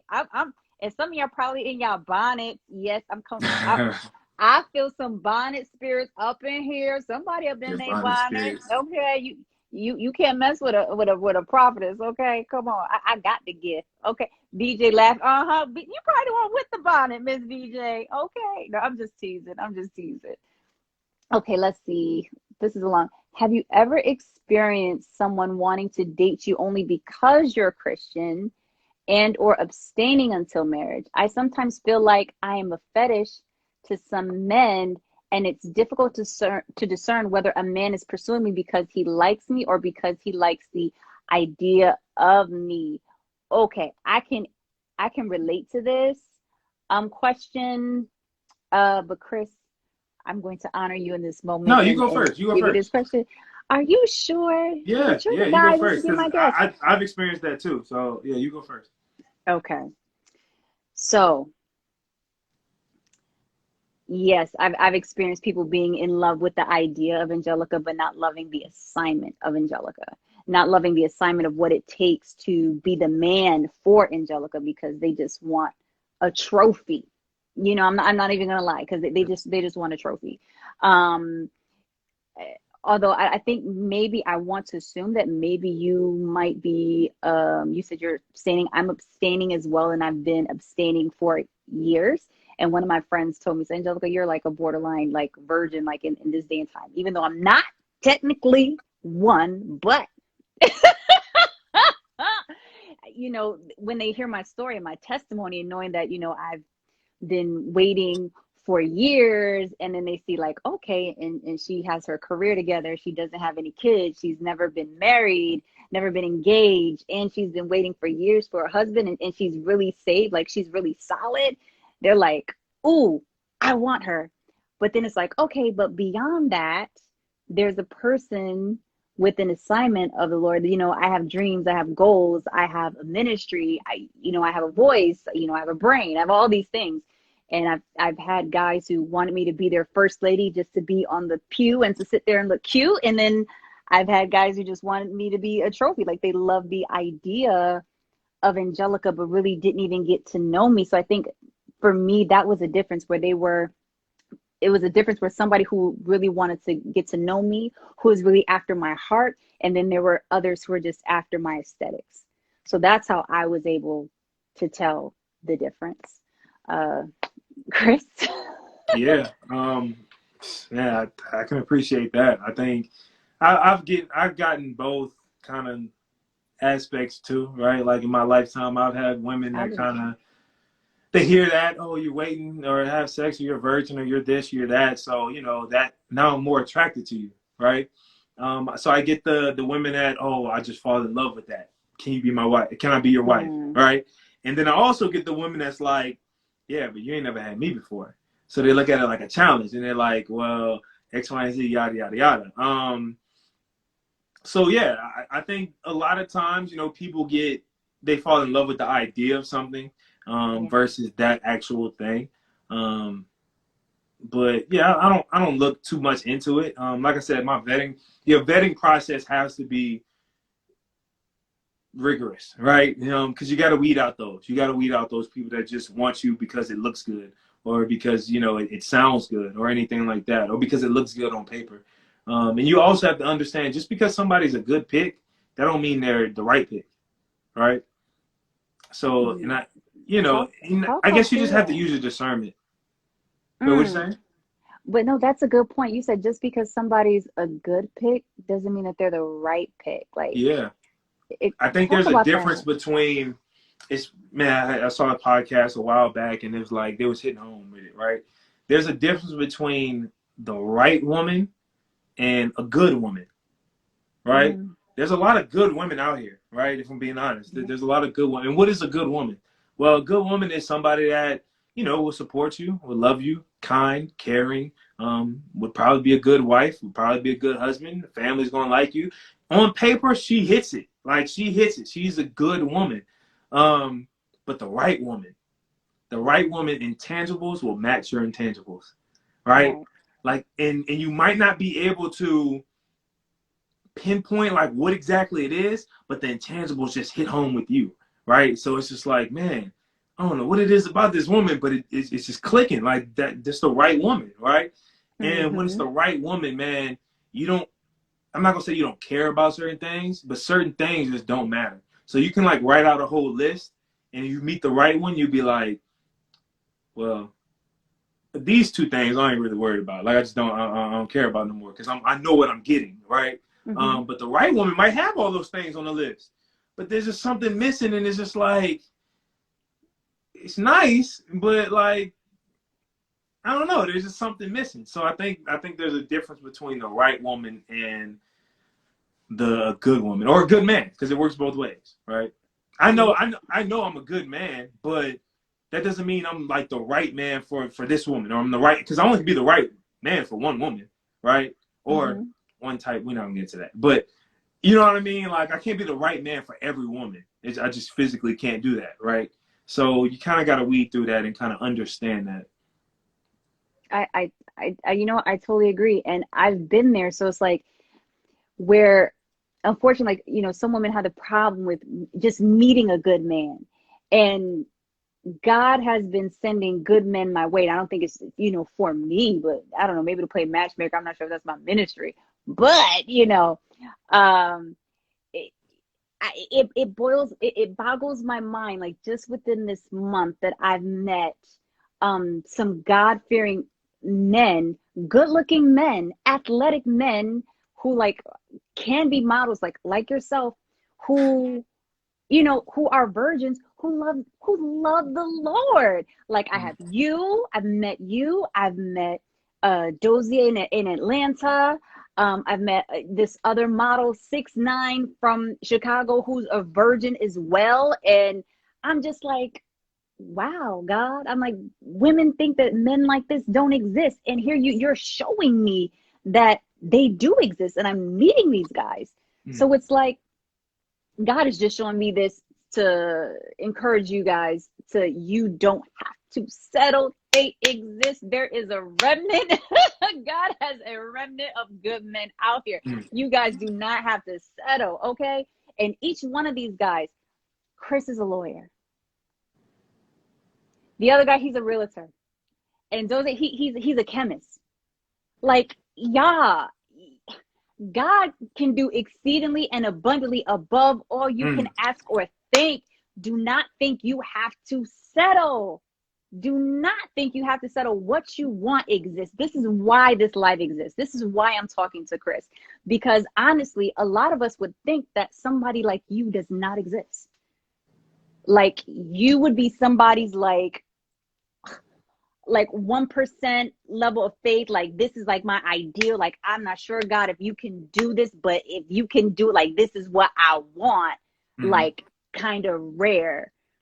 And I think it's a total blessing. I think your testimony is a blessing. I think just you existing and being here is just so awesome.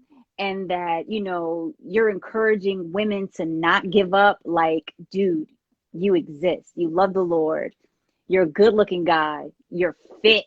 You trying I to make me mean, blush. no, I'm just stating facts. No, I received that. I Educated, received that. educated, a lawyer. Like you have a creative side. You paint. Never been married. No kids. Like, Lord, like thank you, Jesus. Hallelujah. Glory to God. Hey, won't he do it? Hey, somebody's shouting in their living room right now. I'm with you, sis. I can't shout right now, but I'm shouting with Mm. you. See, they saying yes and amen. Yes, yes, yes, yes. God bless you. Yes, yes. And and somebody said, and a colored man at the end, and a black man at that. Okay, come on, man, Chris. I thank God for you. I thank God for your Man. existence. That you do exist, and that and you know, a lot of women are discouraged in the church, and they're like, oh, well, that doesn't exist, or that, you know, you would never get that, or, you know, it's rare. But you know what? It may be rare, but he exists. Yeah. Like, they're out here. They're out here. It's like, how you find them? I don't know. Somehow they're just gonna come on alive, and since I'm gonna bring them to you, okay? I'm just Yeah. doing the work of the Lord. So what I do for somebody else, God will do it for me. I'm just But sowing seeds. I want to be honest too, though. Like, just like Joseph, just like, you know, Jesus, just like David, like it's been a process. You know what I mean? Like, Right. I wasn't this guy in high school, right? I promise you, I was like a late bloomer, right?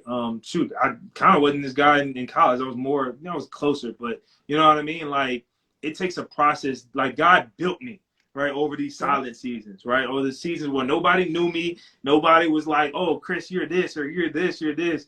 No, he was building me, he was molding me, he was working on me, you know, every single day. So I didn't just like jump out the womb like, oh, I'm this guy you see today. You ask some of my brothers that been with me from the jump. No, it's been a long road and it's been a lot of hard work. Yeah. But I've been intentional, and I've been, you know, we've been standing firm in it. We've been standing firm in it. So don't let that discourage you that you may not just see them just all out here because they're going through their process, right? Just as you Yes. should be going through your process, but they're going through their process. So when they do meet you, or when they do come on the scene, or when they do blow up, which I think God is working on some things, right? When that does happen, now you can be like, okay, well, I'm ready for that, right? And like we talked about earlier, yeah, these guys do exist, these women do exist, but you got to make sure you're that too, right? Like, you got to make sure you're in your process and you're working just as much, if not more, so when that opportunity does come, you'll be ready to seize it, right? And I think that's really important versus just, you know, sitting back and waiting. Oh, these guys don't exist. Well, they exist, but why? Can I just be honest? Why would they want you? Why would they want you? And if we're being honest, and not to just get on this whole rant like the high value man or whatever, but if that kind of man is that much of a unicorn, so to speak, right? That means he can almost have pretty much any woman he wants, right? Mm-hmm. What makes you special? And I don't mean that like in the, oh, everybody's special way, but like, what makes you like, why should he get you? Why should he choose you, right? And you should be able to say the same for him. Like, why should you choose him? And I think if you're working and you're doing those things that are necessary to not necessarily get that person, but so that y'all can be in alignment, I think it hits home. I agree. Like, I had a thought, but it just escaped my mind because I got Oh yeah. excited. Like when you said something, I was like, ah, I lost it. I think it had to do something about being, um, Mm. something aligned, you know, being what you like want to attract. It had to do with something like that. And I know we talked about it, I forgot it. It slipped my mind. Yeah, it definitely slipped my mind. Crap. Oh, Sorry I'm about sorry that, about y'all. that. Maybe. No. You're good. You're good. You're good. Yeah.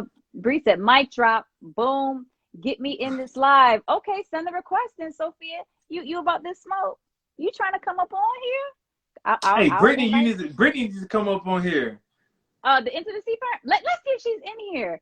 Britt, are you in here? If you in here and didn't send a request, I am going to Yes, get come you. on, jump in there. Tag the intimacy firm. Tag the intimacy firm on here. We are calling forth Brittany in Jesus' name. Come forth, Brittany. Come forth. Oh, where is my sis? She said she was going to pull up. Brittany, if you are in here, send a request. So I don't have to go through all these names, but I will go through it all for you. I don't think she in her. Let me see. I'm going to send a share. Yeah, I'm gonna let you do that on your side because I do not know how to do that. Do you really want this smoke with Miss Brittany Broader Smith? Do you really Oh, there want? must be a lot of Britneys in this. Wait. Oh, hi, Brittany. Guess you weren't the Brittany butt that we were talking about, but I will let you in. I know that Oh, Britney. Yeah, I know that Britney. she says she's here. I know that Brittany. Brittany, yes, she the truth.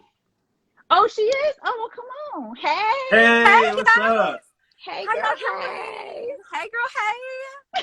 Hey C, how you doing, brother? What's up? I'm doing good. What you been up to? Good. Working, I huh? actually just got done taping an audition. Actually, two of them. So I don't even know. I'm in my car right now, and I was like, I I feel blew you. up I the feel house, you.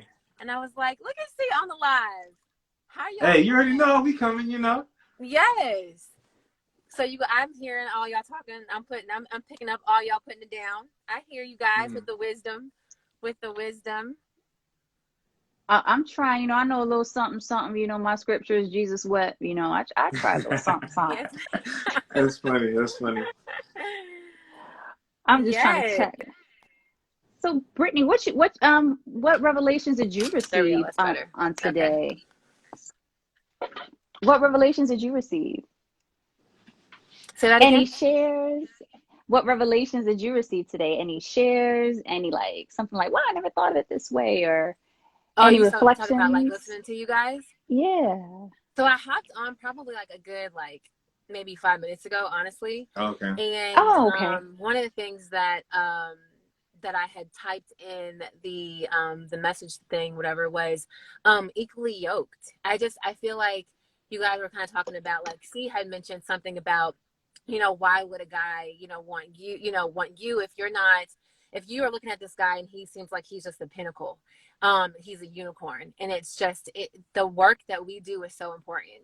It really is. And I think it goes in lines of what you were saying in regards to like we attract on the level of where we are at. Mm. And so it's a matter of like, I really believe that I if I have not gone through the proper healing, if I have not gone through all of what's necessary for me to be able to be that person, like how do I even think that I would be able to attract that man? You know what I'm saying? Like we can have that convo all day about the high value man, but like we got to be high value. Mm.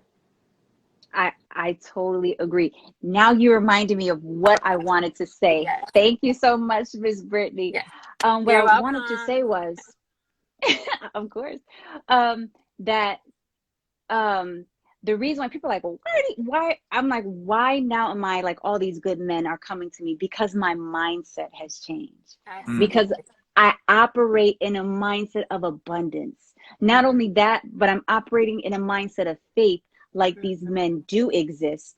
So Mm-hmm. that's opening me up to receive the men who are like this, even if we're just friends, acquaintances, or if I can introduce somebody, play matchmaker. But it's the fact that I believe it and that I know that they exist. So this is what's coming my way. And I think maybe for some of us are stuck in that why you're not meeting any good men because you believe that good men don't exist. So according to your faith, be it unto you. So like, Absolutely. That's exactly what I was thinking. It was that exact scripture. Be it unto you according to your belief. I feel like I'm in a place in my life right now, be it with finances, be it with my career, be it with relationships, like every single area, like no stone unturned. It really is just that. But see, I went through a very long process in the last couple of years, especially last year, where I was in this healing and revealing, because what God mm, showed me was that I can only reveal to you to the level of your healing, because Mm. there's a level of like when you've gone through all of that healing, I feel like God exposes you and it expands you. Exposure yes, expands you. So then it's like, my God, like I'm not going, I can only reach as far as my eyes can see. But that's what happens through that healing process, is that, wow, God, like I'm worthy of this. Like I know what your word says. And like when that mind shift changes and then you're being fed consistently with the word of God, like meat and potatoes word of God, like it just changes everything. It changes how you move. It changes your being. yes. You know what I mean? And then yes, like I didn't deal with some ones. I'll say that. God bless them. I've dealt with some Mm, ones, but like again, I think it's all just it's just a part of the process, and God, and how patient he is and how much he loves us. He knows the exact time that we're ready, but I think we have to be very honest with ourselves about, okay, where am I at and what do I want? what do I want? And then once you do that and you're intentional, I had to be like indignant, like defiant, like about my healing. We got to get real serious. We got to get real serious about healing from past trauma. And then when we do that, nah, I mean, we don't got no limits, and we can have all things, and we can do all things. So hey, let me tell you something. Wherever he at, I don't know where he at, but he about to pull up, and I'm gonna be like, "Ooh, baby, I've been waiting for you, and I am ready for you." Yeah. Oh, and then we're gonna take over the world. That's it. Amen. That's that. Amen. Just make sure I get an invite, all right? Just make sure I get an invite to the wedding. Come on now, see, you know what it is. All right, know just make what it it is. I'm gonna let y'all finish y'all's talk, and I'm gonna be on here listening to you guys. But yes, keep doing what you're doing. Beautiful. All right, Minister Britt. I saw it all in the comments. They were dropping it. They was loving it. So I appreciate you swinging in. Bye, see. Have a good night. Thank you. You're welcome. Bye. Bye. She was sweet. I liked her. Yeah, she definitely added some value and some color to the conversation. So it's like, it wasn't Miss Brittany Broder Smith, but it was a Brittany. Where's she at? She's anointed in that.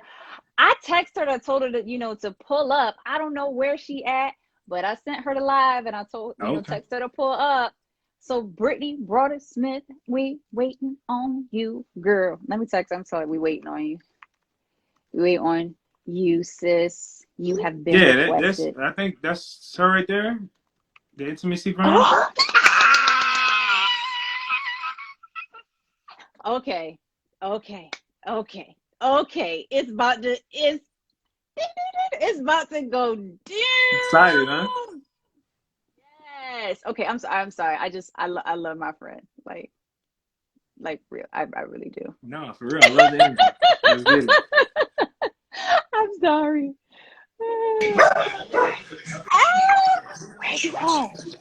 Where you at? I'm not home, but I'm good. What's up, y'all? Hi. What's up? How you doing? Hey, everybody. Good. How are you? Doing great. Can't complain at all. Awesome. Chris has requested you by name. Who did? Chris. He was like, "Where's Brittany? She got to pull up." Like, I was like, well, okay, yeah. I mean, we can do this. She was saying your name before the live started. She was like, "Yeah, she's supposed to slide through." So I was doing her a couple times, but y'all was really in the mix. So I was let me do. Y'all was flowing. I was just listening. It's cool. Okay. Well, hi, Brittany, everybody. Well, Brittany, what's on your spirit with your anointed self? What you got? I'm not now saying you all. We gotta go too far. what you got with your anointed sanctified self? I mean, the thing is, I really am just appreciative of just you and spaces and places like this where we can have these type of conversations, because I really, and we've talked about this before, like I really hate that saying, oh, the church doesn't talk about X, Y, and Z, because we're not there anymore. We're not in that space where the church is silent about those things. It's just we got the wrong people having the conversation. The wrong people got the mic. Amen. Amen. And so I think that spaces like this is really important to be able to pull out the conversations that say, this is what's going on. Here's what we're dealing with. And then here's how we can approach it in a real attainable way. My puppy is in the background like my nephew puppy. So that's what you hear. But yeah, I just think, this conversation is really good, really insightful. Hey, Derek. Really insightful. And I enjoy you both. Nice to meet you, sir. Yeah, nice to meet you as well. Nice to meet you. Okay, y'all playing nice. Now I'm gonna turn it up. What's up? Now I'm gonna turn it up. So, Chris, you asked for it. We know when me and Brittany get together on a live, it's epic. Oh, really? Okay? Y'all be coming with the heat then, huh? It's something about. We cut up, and it's something about our chemistry, and it's just being just saved, anointed, sex positive women of God that we just like and fun. In addition to being fine, okay. Come on. Like team tall. I'm 5'9", she 5'10". Come on, we still in the 5-inch heels. Are you 5'9"? Yeah. I did not know you were tall. Oh, nothing wrong with that. Team tall.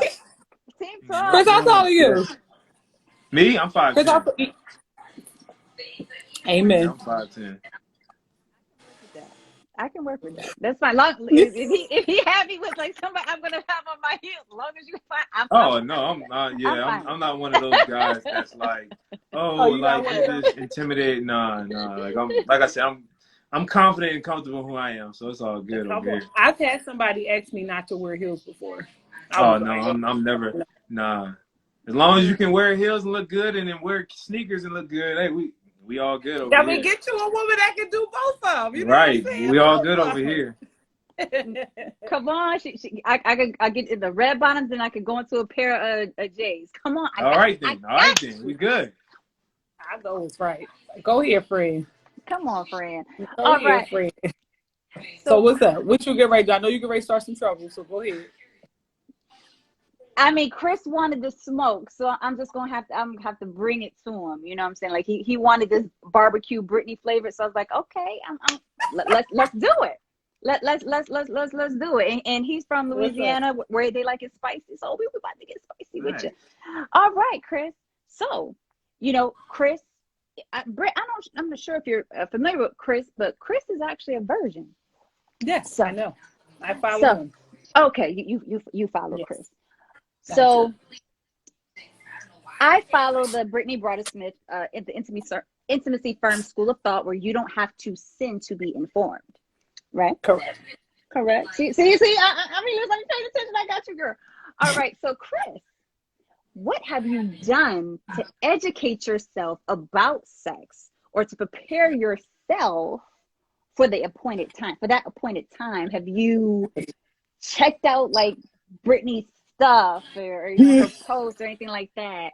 Like, let the people know like where you are with that. Well, actually, I mean, nah, I need to though. The way you making it sound like you definitely Okay. getting a good sales pitch. I need to check it out. I ride for my friend. Yes. So Yes. so just kind of give me a background, like your content of kind of like what you put out and stuff. So I am a Christian sexologist. That's like how I build myself as a Okay. sexologist. I am a licensed social worker, and clinically trained sexologist by trade. And so for me, as a Christian sexologist, I am very much a proponent on sex positivity, inclusive sex education in a way that still honors your values. And as Angelica said, you don't my position that you don't have to sin to be informed. And a lot of believers do themselves a disservice by fleeing from all things sex and sexuality until the altar, and then they go into their marriage unprepared and then ultimately end up being unfulfilled. And Man, so there okay. are That's really interesting. I'm not gonna lie, me and my boys, we had this conversation like during the summer of like I was trying to figure out, I was like, without sinning, because like I get that. I'm not dumbing down that or anything like that. But how do you get to the point to where you can be sexually comfortable, confident, aware, but without like crossing that line, right? Because it's a slippery slope if we're being honest. But yeah, like, there has to be some type of way to where like you can understand that, right? Because even me, like, I love a woman that's comfortable in her sexiness. Not that you're just out here and wild and out, but you have to be comfortable in it, right? One of my biggest turnoffs is just like, you kissing, you getting a little intimate with a girl, and then she just, this is, you talking like, back in the day, and she just starts laughing, right? Like just goofy, like, and I'm like, that just kind of kills the mood, right? So just kind of things that, how do you get that? Like, talk more about that. So two things. The first thing I would say is that you have, which is fine, you have a very specific view of what sexiness is. And so it would be important for you to match with a woman who shares that view, because for some people, silly is sexy. And it's that often Yeah, I guess. Yeah, that's fair. it's that authenticity in them being who they are that is the sexiest. But what I think that you're saying is less about the silliness and more about the discomfort. So if you're kissing kind of hot and heavy, and then they begin to laugh because they're uncomfortable with what's happening, then that may be the turn off for you more than the actual, No, you know, yes, that more you than hit it the on the point. actual, right? Yeah. So what I would suggest, and this is what I suggest to, I know my girlfriend, the intimacy insiders is what we call us on my page, is you have to have the conversation, ask the questions, and so the way I look at it is the what and the why are the questions you ask before the altar, and then the how and the when are the questions that you ask or answer after the altar. Say that one So more time. Say that one more time. the what and the why, those are the questions before the altar. The how and the when are after the altar. So if oral sex is something that is important to you, for those who've experienced sex before and you understand that, you know, oral sex is something that is really important to you. So the what, like that is a priority of yours, that is a sexual expectation. That's the conversation you have beforehand. But the how low can you go type of situation, you know what I'm saying? Y'all picking up what I'm putting down? Okay. The how Ba- low can you go conversation. can you deep throat? That's Right. it.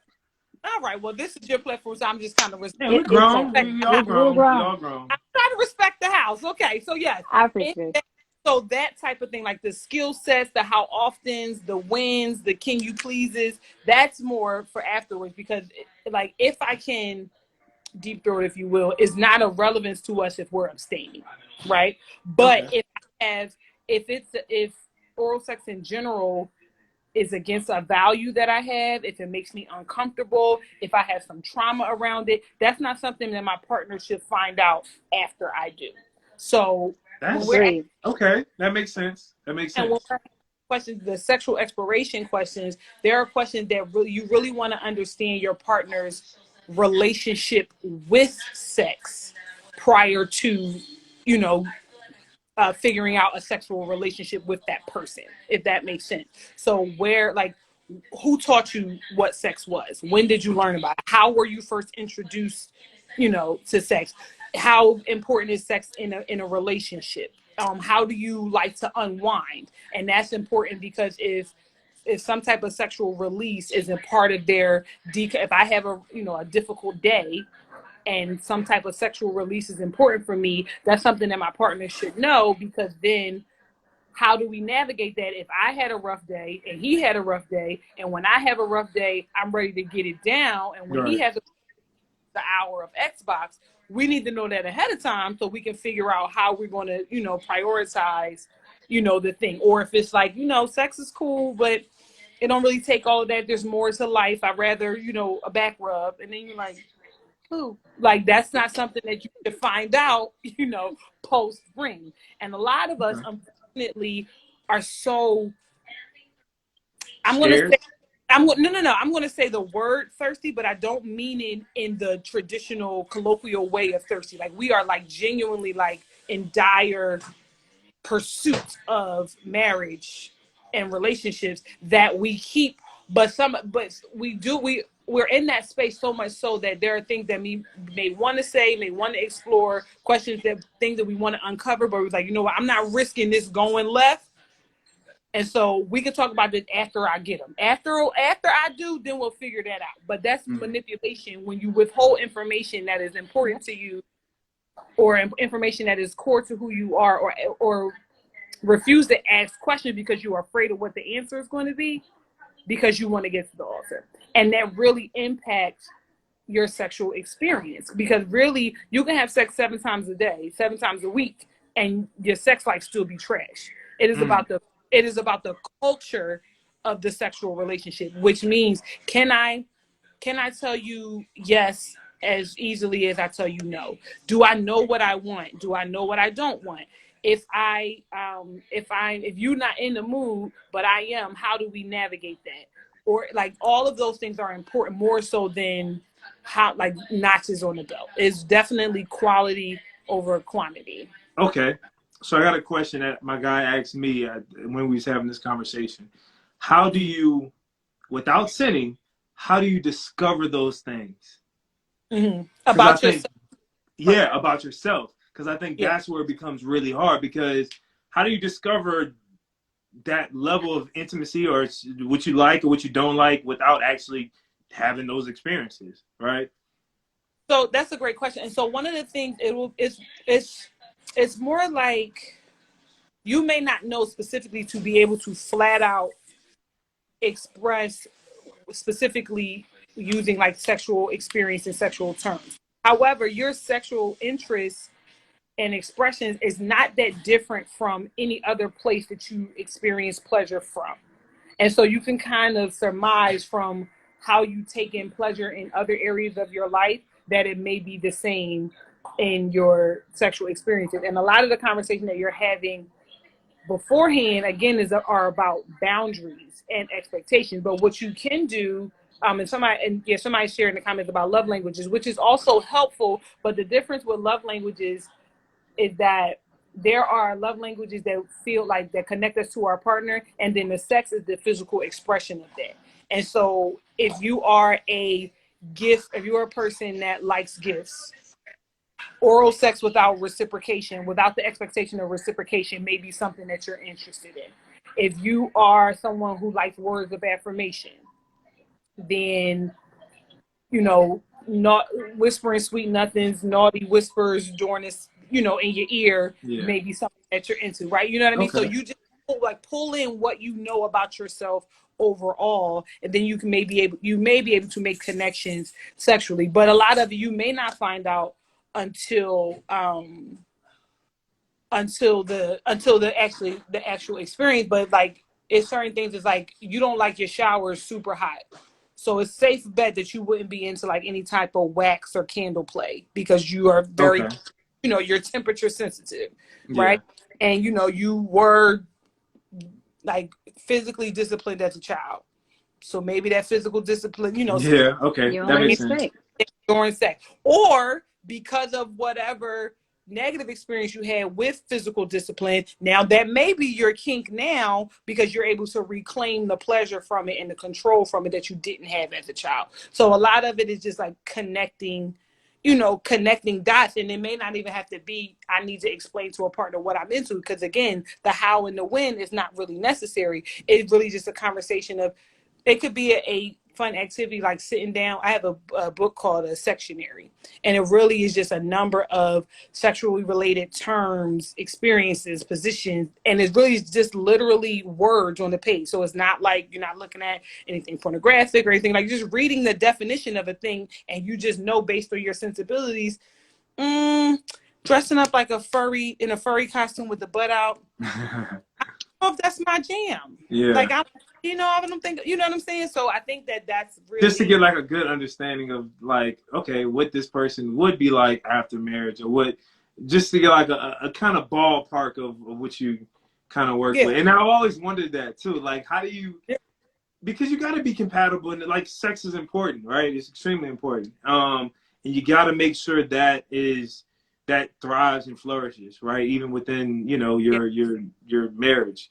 So I've always been kind of interested in that. I didn't know they had like something, like you said, that you actually do. I never knew that. It's one of the things that I really, as my ministry rather has shifted, I'm realizing that I work with couples, but a lot of my work is really coming into this space with people like the three of us, who are like, all right, Jesus, I'm going to do what you say do. But also, I'm not rushing you. However, you know what I mean? And how to just really navigate this space. Because what I find is that, as much as I love the kingdom and being co-laborers with a lot of us, sometimes we don't prepare people for the life of marriage. We prepare them for the wedding. We don't prepare them for marital life. And so having these conversations, and I think that is meant well, but we're so scared that people are going to sin that we rather silence. But that's not what should be the goal. That's even worse. Yeah. The goal should be discipline. Like, people have prayer, like, Lord, take this desire from me until the appointed time. That's not what you should be praying about. That's not a good, You should be praying for, the self-control and discipline. Because if you struggle with fornication, single, you're going to have a struggle in your marriage as well. And that's not to suggest that you're going to cheat. But what it is if you don't have that bodily self-control now, you're not going to have it then. And so we can't confuse deliverance with inaccessibility. So if you struggle with fornication, just because it's called something different, does a rose by any other name smell less sweet? Y'all, that's what Shakespeare said. Like, you know what I'm saying? Mm-hmm. It's still, the thing is just a different definition.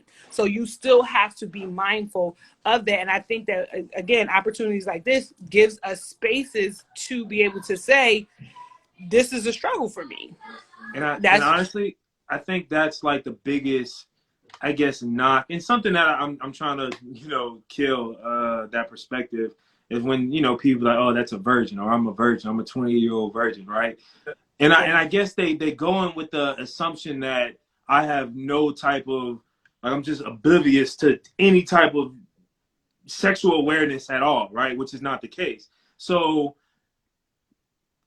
that's really important. I think that's really healthy to say that, no, you can draw your line to saying, hey, this ain't happening, this is how I'm living, this is my principles, but also be self-aware to say, okay, these are some things I'm interested in, or I would love to try, or I would be even open to. These are the things, hey, it's a no-go, right? And have that, and be able to have that healthy, mature conversation with somebody that you're dating or talking to see if y'all would be compatible that way, Yeah, I think that's important. It's really important. I think one of the things that based off what you just said is you also have to know where you're going with the person that you're talking to, because this conversation isn't for everybody. Like, everybody that you go with, and I say this all the time, everybody that you go bowling with ain't bae. Just because you got to be able to understand, are y'all just kicking it or are you courting? Because then that's when that conversation matters. Because now the conversation of, I'm abstaining, like the two conversations that I have very early on if I'm dating somebody is that I'm abstaining and I'm not having no more kids.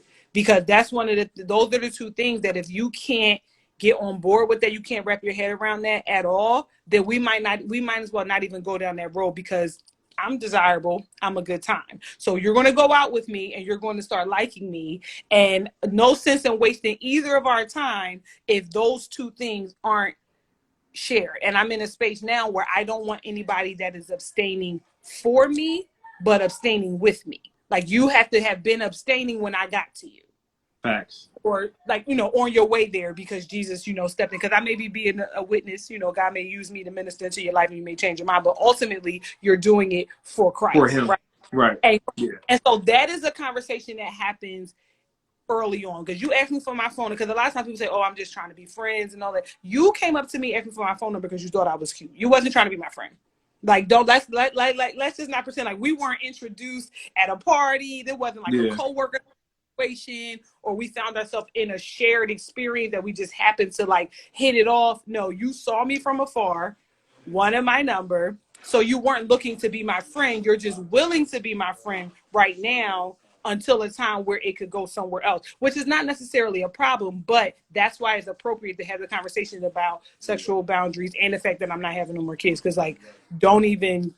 Right. Don't you set yourself up. You set yourself up. Exactly. So once you've made it clear and you've had that what are we conversation, now we're having the, do I like this? Am I into this? Is this something I could be with? And one of the activities I do in my workshops or with my clients is the stoplight activity. And it's so you write down 3 things that you've either wanted to do, heard of, or whatever, and then you exchange it with the partner, and then they rate it red, yellow, or green. Red is not pineapples. No, don't go there. Right. So, and then yellow is, I mean, I could get with that. If X, Y, and Z. So there's something that you would consider, but here are the boundaries around what that would need to look like. And then there's green, like, sure, and then a date. And so the date for that. So a lot of times that is used with married couples who want to introduce like new things or fantasies or whatever into the relationship, but it also could be used with courting folks just to see where we are, like, especially when the sexual resume, if you will, is different. Like, if we're not both completely, inexperienced, if there's like some discrepancy in the resume, then that's one of those activities like, well, where are we? Like, what do I need to know? Or even flat out saying, hey, what's something that's off limits for you? And we don't want to ask those questions. Like, what's a non-negotiable for Man, you? I say this all the time, and I think, especially Christians, like, we need to be able to have healthy, mature conversations about sex, and not just be like, and not let it go all the way to actually having sex. You know what I mean? Like, we got to be able to have these dialogues and have these conversations, especially with the person that you're dating, so you can kind of see, like, because at the end of the day, you gonna get married to, if you get married to this person, that's gonna be for the rest of your life, right? Yeah. There's no like, oh, like, you have to work through it. Whatever problems you had, you got to work through it. And it's not. I don't think it's. And I get it. I understand you got to trust God and stuff, but I also don't think it's necessarily wise in just being like, well, I'm just not going to talk about any of these issues or potential issues and just pray and hope.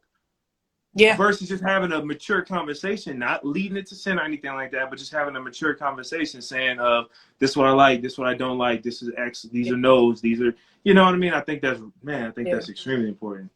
Yeah.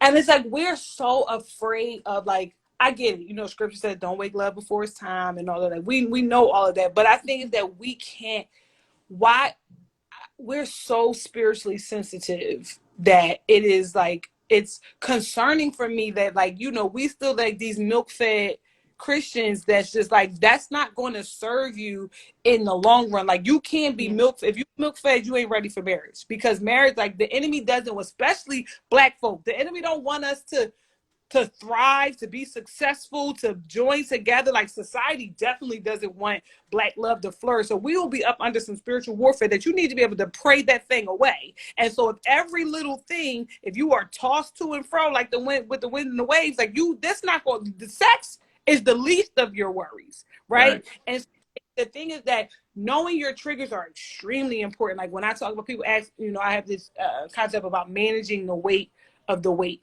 And number one, have a spotter, just like in the gym. Chris, this is the thing that you do. You always walk around, got no clothes on. You're always in the gym. And so, looking like the sin that so easily besets us. Girl.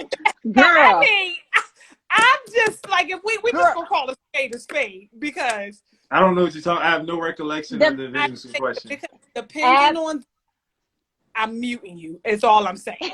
But anyway, the point is, you can't be like, it's okay to understand your triggers in that way. You understand, like, ladies, like, what, I'm ovulating, so a date is not a good idea for me right now because of where I am. Or, what, we're going to take separate cars.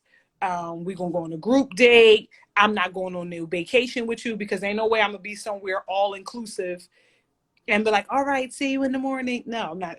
We're not. It's just, and so you have to look in that way, right? But also, like, we were created in community. Let us make man in our own image. We were created for community. The greatest commandment outside of loving God is love your neighbor as yourself.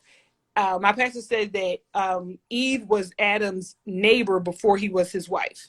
So you have to be able to commune and connect, and like, intergender relationships should not always be with fear of, oh my God, it's going to end up in a bedroom. Like, we got to be able to just chill and have companionship. And I think that a lot of us suffer in loneliness, and a lot of the throbbing and the yearnings and the achings in our genitals is reverberations from our heart.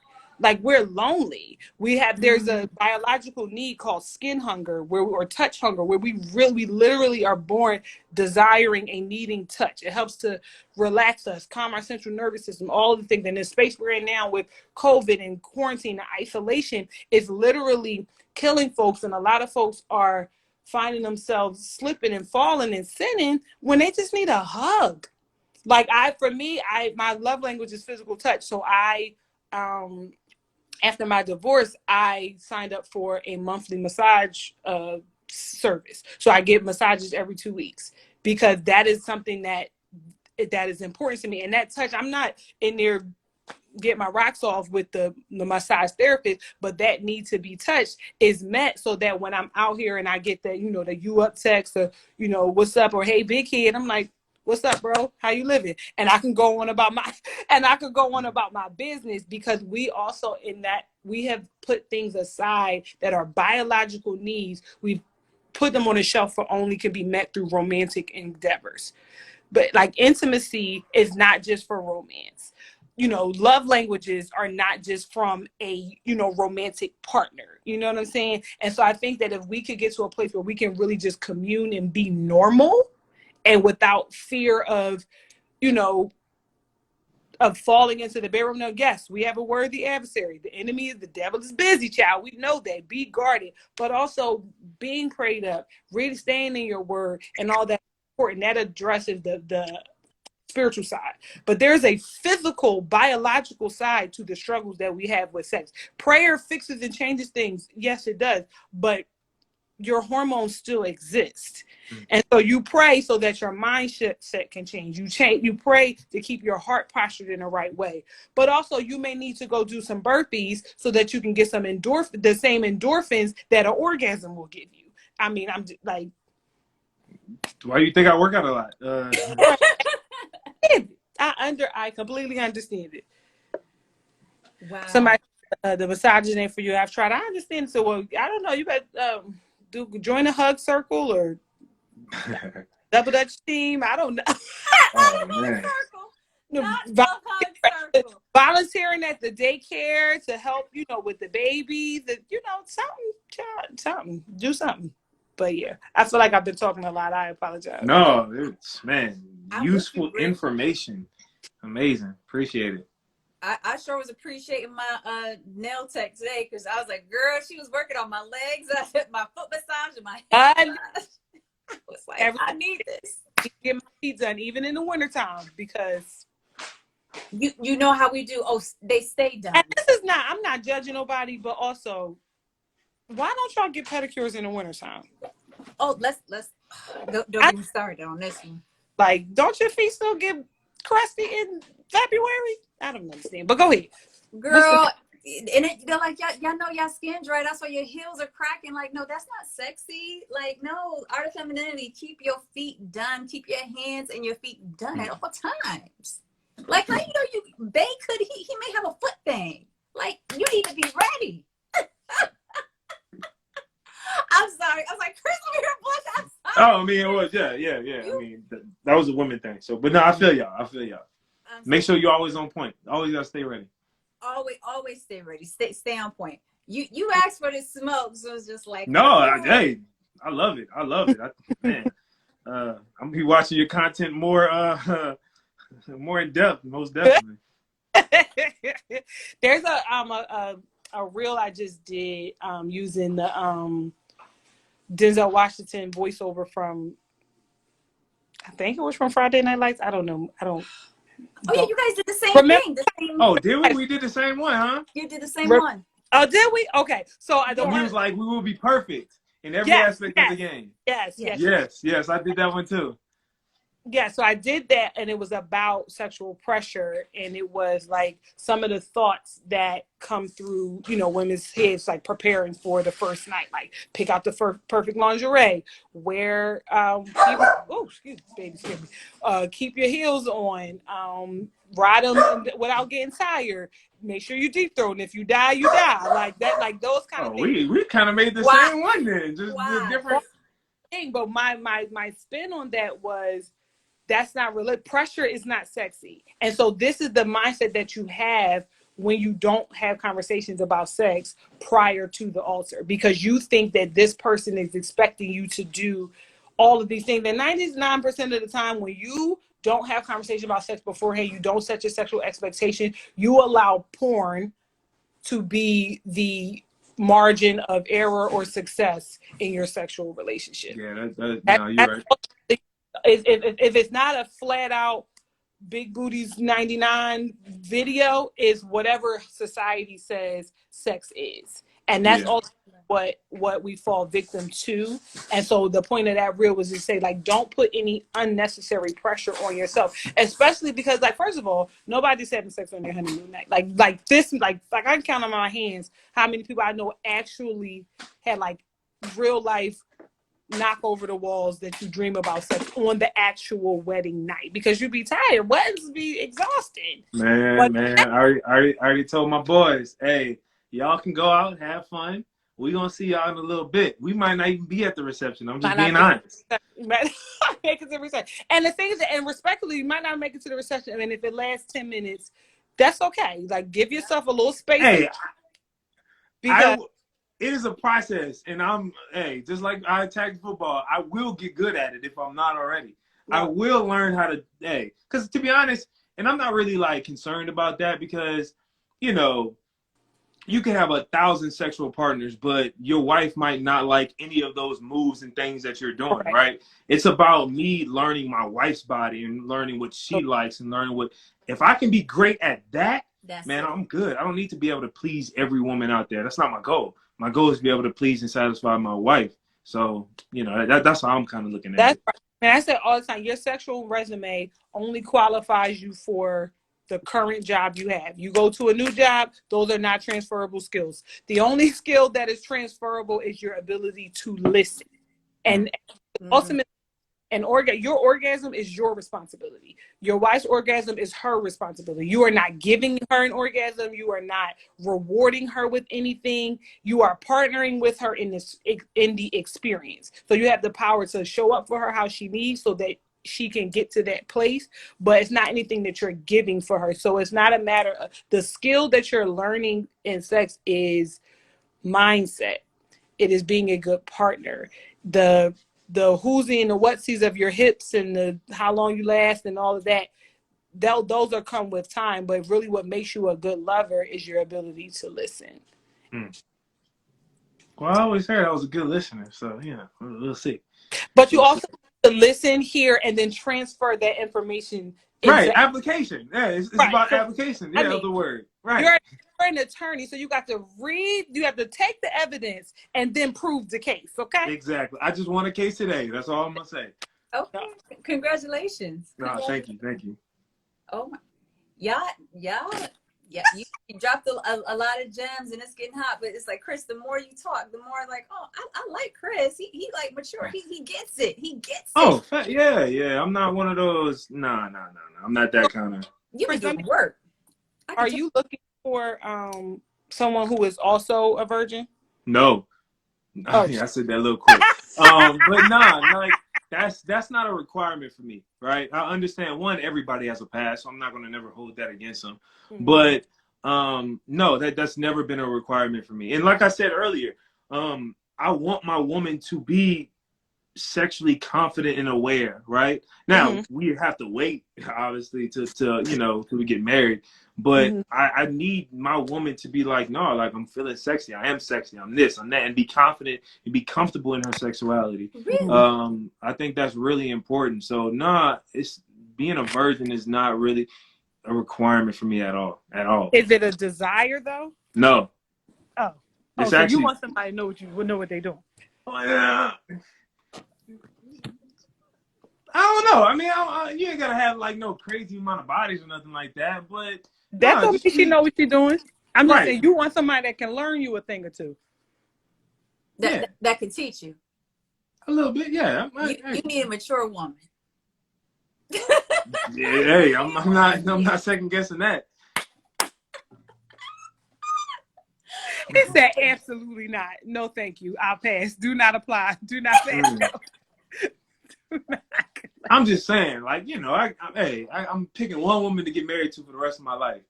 Sex is gonna be phenomenal, right? It will be. I'm not even putting out there it's gonna be bad. Amen. So yeah, like we gotta be on that same page, and I know I'm gonna be ready. That's all I'm saying. I'm gonna be ready. My advice, I gave a little tip yesterday on Art of Femininity. Ladies, I know Christians get all up and iffy about yoga, but listen, those stretching techniques, listen, Listen to me. You don't have to practice the yoga. You don't have to believe in all that, but just do it for the stretch, honey. Just do it for the stretch. Okay. Just make sure all like so you can get them splits. Okay. Right, all the skills are kind of being worked on without really being worked on, right? So like I joke with my boys and stuff, you got to get in the gym, bro, because what if your wife wants you to be able to pick her up and you can't live, nothing. I'm like, nah, bro, like you gotta make sure you're ready. So when it does happen, at least you got the ability to do any and everything. You know what I mean? So yeah. Y'all laughing at me like I'm crazy. I'm serious, but you know what I'm saying? I'm serious, but yeah. Serious. Yeah, y'all know. You are crazy. Listen, why y'all think I take yoga? I don't believe in that. Stretch, honey. Okay. That's all I'm saying. And get your cardio up too, because you're gonna need some endurance. Okay. But say, Chris, you wanted this smoke? Hey, I'm cool with it. I give you this smoke at whatever level you can take it. Okay, what other questions you got for Brittany, because you wanted her on here? Oh, I think my questions have been met. Like I said, I'm gonna be following your content a lot more, and just kind of learning more about that and stuff like that, because those are conversations that I've always had with a lot of my brothers and stuff. It just especially get a woman's perspective of it, a Christian woman at that perspective of it is really, helpful. So no, I appreciate it. No problem. Chris for the win. Do you know what a clitoris looks like?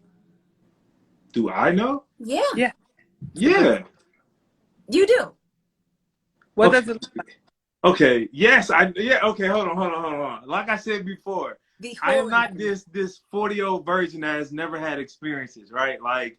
No, but do you know? I don't think that what we're asking. This is not about your experience, but more about your knowledge of anatomy. Have you knowing what it looks like?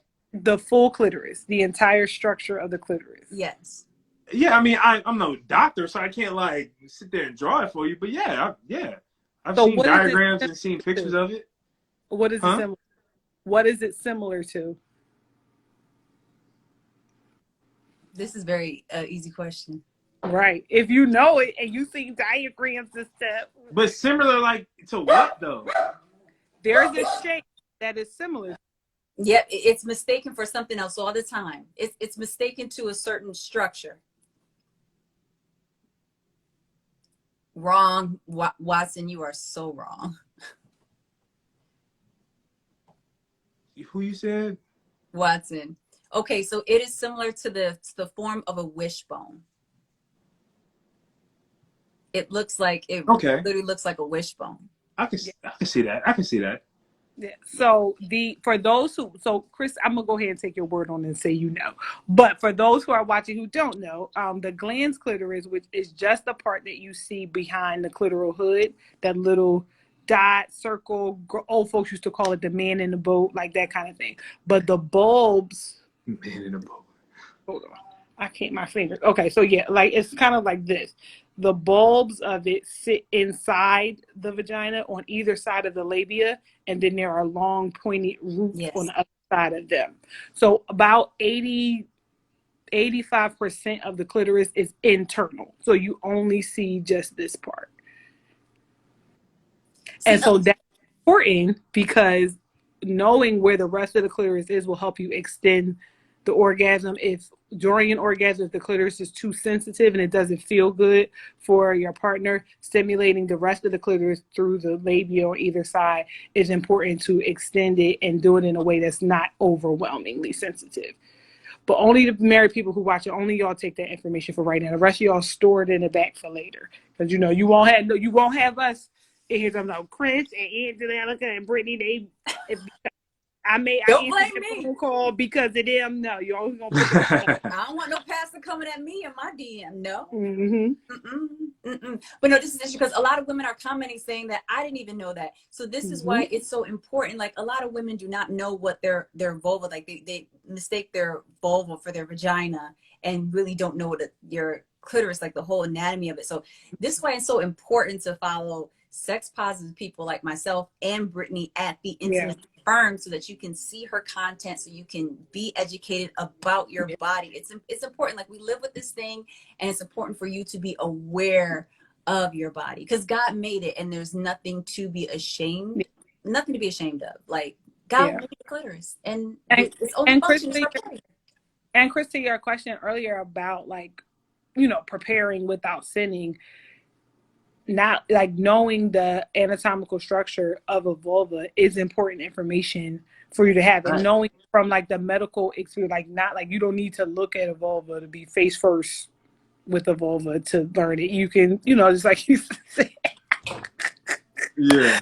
It's like you said, like, you know, diagrams and things like that to be able to understand, you know, the difference. Like, it's important for men just as well as women to know the difference between a vagina and a vulva, that the only part that is the vagina is the internal part, because then when it gets to the place where you are having sex and you know that there are upwards of like 18 different types of orgasms, you'll know how, by knowing anatomy, you'll know how to partner with your partner to experience those different types if their bodies are predisposed to the orgasm. I guess I'm gonna have to get another degree, huh?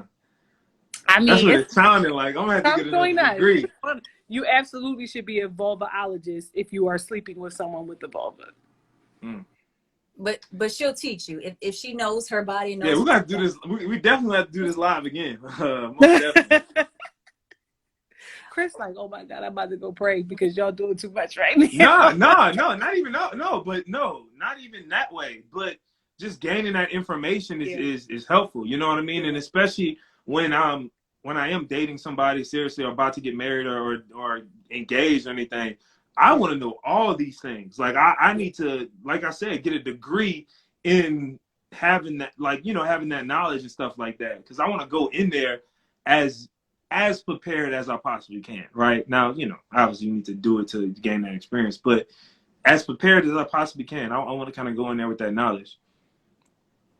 Yeah, this is why Brittany exists, for this very purpose. This is why God has given her this ministry and blessed her in this capacity to speak to the culture, to speak to our community, to speak to the faith about this very topic, so that people are informed, and that so people aren't shamed, and so that people are empowered. So people like you and me, for those who never engaged, for those who are, you know, been abstinent for years, or just abstinent today, you know, to remove all that negativity and all that stigma and all the ignorance around sex, and really put it back into proper perspective, and to know that, you know, God created it, and it's okay to talk about it, and that we should be informed about it.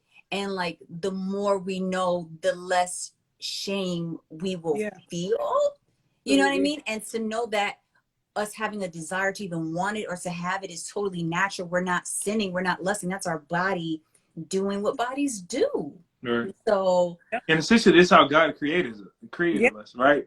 But I think it's just important to understand there needs to be discipline behind it, right? Like, having these conversations and gaining this information is not a stamp to say, all right, now go out and use it and practice it and learn, right? No, it's for that knowledge, to where you do get in the covenant marriage. Now you can thrive in it, and it can be flourishing, and it could, you know, produce everything that God intended it to produce, right? But just putting it on the side and saying, oh, that doesn't exist, so I'm not going to touch that until it's time. Well, you're making it really difficult, especially if you got you waiting till 28 plus years, right? Yeah. And the thing is, like, if you can understand and wrap your head around budgeting, and you can wrap your head around dieting, you can wrap your head around abstaining. And so there are, just like you just said, just because you're taking in information doesn't mean it needs to be applied right away. That's literally what college is, right? You get all the information that you need. You didn't, when you took your first law course and you learned, you know, torts and all of the other things. I'm not sure what type of law you practice and all of those things. We gotta know torts. Yeah, definitely. Right. And so you didn't go the next day, got the torts information, and was like, okay, give me the torts cases, and was like going down there, you know, trying. So you had to finish your schooling, you had to get past the bar, you had to get the job, you had to, you know, take on your first case. And even when it was time for the case, right, you still had to get discovery, and then you had to, you know, send your motions. I'm pulling out all Yeah, okay, you know that something. Check you Because out. I was going to be a lawyer until Okay. God said, no, you're going to be a sex educator. And I was just like, okay, Jesus. But also it was slightly boring. You know, I love you and I respect you and I'm glad that Hey, you no, do. hey, We need I get it. I get But it. No, poli sci, my major was political science, and I was like, oh no, I can't do this for 4 years because no. no, I get it. But Hey, I was trying to be in the but NFL, so I understand. but my point is that you get all the we understand tiered structured processes, you know, here now we understand. See, you know, the church literally loves the word seasons, right? And we understand it all the time, but we tend to get confused sometimes when it comes to sex. And it's like all the things we know about seasons and appointed times and all of that, and yet holding on, we kind of forget when it comes to the sex thing. And that is because as much as sex is disregarded as a gift from God, is also idolized. It is a big deal for sure, but also it is only a very small percentage of what will make up your marriage. And if that is if sex is the reason why you're getting married, then sex is going to be the reason why you lose your marriage. And so if you're not prepared to fortify your relationship with the other things, then you're doing yourself a disservice if that's all you focus on. But as much as if you don't focus on it at all,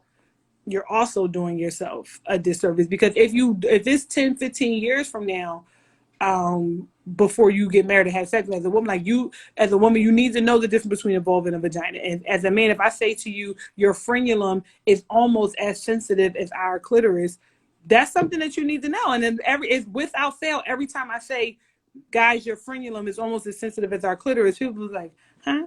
What's that? What's the frenulum? It is that little space underneath your penis where the head comes together like a little point, like a little V. That little area right there is called the frenulum. It's about half as many nerve endings as the clitoris. But it's important to know, like, you don't have to use it. Ain't nobody licking on it yet. You're not rubbing on it, but you should know, like, why is there parts of your body that you're unaware of? So. I love you, Britt. You just Came with it. Came with the heat. Yes, Britt comes with the fire, the honesty, the truth. She's like, she don't sugarcoat it. She's like, listen, you ain't got to rub on it. You ain't got this, but you just need to know. Ain't nobody looking on it, but you just need to know. I love it. I love it. And if you are married and they are licking on it, then make sure you tell them to put a little more pressure right there if you want to speed up your ejaculation. But you know, when you married though, when you married. When you married. So we go back it up. Oh my gosh, man. Why my lives? I just don't know. They just be epic like this. And Chris said he wants to do this again with us. So you know what? We're gonna have Sex and the Saints Part 3. Yeah, I don't know when. Hey, I'm with that. You with it? Yeah, I'm with that. That sounds like great. If it's anything like this, I think it's gonna be a great conversation. Oh, this was light. Yeah, I bet. Oh, yeah. This was light. Okay. I was behaving because I wasn't prepared. Right. So this is just Brittany off the dome. This was light. Like Brittany, he don't know how we do. Like we do this. We've done this. We have. Well, now I know. Like, we had some lines where, dude's like, oh, I can't do this again. It's turned to 4 hours. Like, nah, we can't do this again. Yeah, no, we're not doing no 4 hours again. That's crazy. We almost on 3. We almost on 3 here. But yeah. I'm just saying, like, if you want the smoke, I'll give you the smoke. I'll give it to you. Yeah, we'll do Sex and the Saints Part 3 with Chris King, and yeah, and text me what questions or whatever you want to talk about. Yeah, you just be prepared. You're gonna be blushing. I'll just say that we all might be blushing. But yeah, we might be blushing, and we got to get you over on Save the Sexual or Not over on the Intimacy Firm too. That really is gonna. Yeah, but they cuts up. They're just completely unruly over there. I can't. Your DMs is gonna be blued up. Right. Your DMs is gonna be on fire after that. Hey, let's make it happen though. I'm with it. No, sounds like a good time, especially if it's anything like this. So I'm with it. Okay. All right. Okay. This is a safe space, just so you know. Yeah. This is a safe space. Oh, and you got to bring, you know, Veronica. Brittany can bring Veronica. Veronica the Will do. vocal. The, you know, Will the do. part. Yes. If you haven't seen Kev's on stage video with Brittany's vulva, it's internet gold. It's internet black internet history. Wow. The song.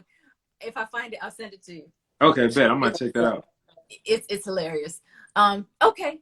Well, thank you, Chris. Thank you, Britt, for pulling up, taking time out of your day, and just for this impromptu thing. You know, he asked for it, and you came. I appreciate you. Absolutely. Anytime. Anytime. You my girl. You my girl. And thank you for everybody who's been here since we started at 8. I thank you. I really do. I thank you. We're at 76 people. God is good. I thank you all. Thank you, Chris, for being you, for giving me your time and just being on my platform. I truly appreciate you, brother. It was a great conversation. I think, you know, I think a lot of people got a lot of value out of it. I think a lot of people were impacted by it. And I'm just thankful for all you guys. Like, man, God is just bringing wonderful people into my life. And I'm just so appreciative of all of you guys. Yeah, I appreciate it. One, nice to meet you, Brittany. And I really enjoyed the whole conversation from start to end. Like I said, I think we talked about some really great things that needed to be talked about. I think we added a lot of value to a lot of different people. So yeah, I'm definitely down for the next time. It got to be a next time. So Yeah, man, I for just sure. appreciate y'all sharing this with me, you know, and allowing me to be a part of it. Okay, I'll check with you guys on your schedules and we will make it happen. So everybody, before I close out, there's this down arrow at the top.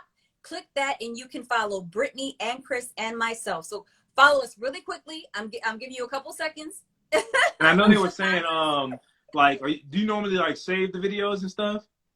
Yeah. So they definitely want to save it, and so y'all can share it, you know, get it out there, and hopefully it blesses other people too. So. Yes, definitely. Thank you so much. So, all right, guys, y'all done put the kids to bed. So now it's time for y'all to go to bed. And I will see you next week, same time, same place with another man of God. I love you all so much. I thank you for rocking with me tonight. You all be blessed and have a good night. Appreciate Bye, it. y'all. Have a good night. Bye.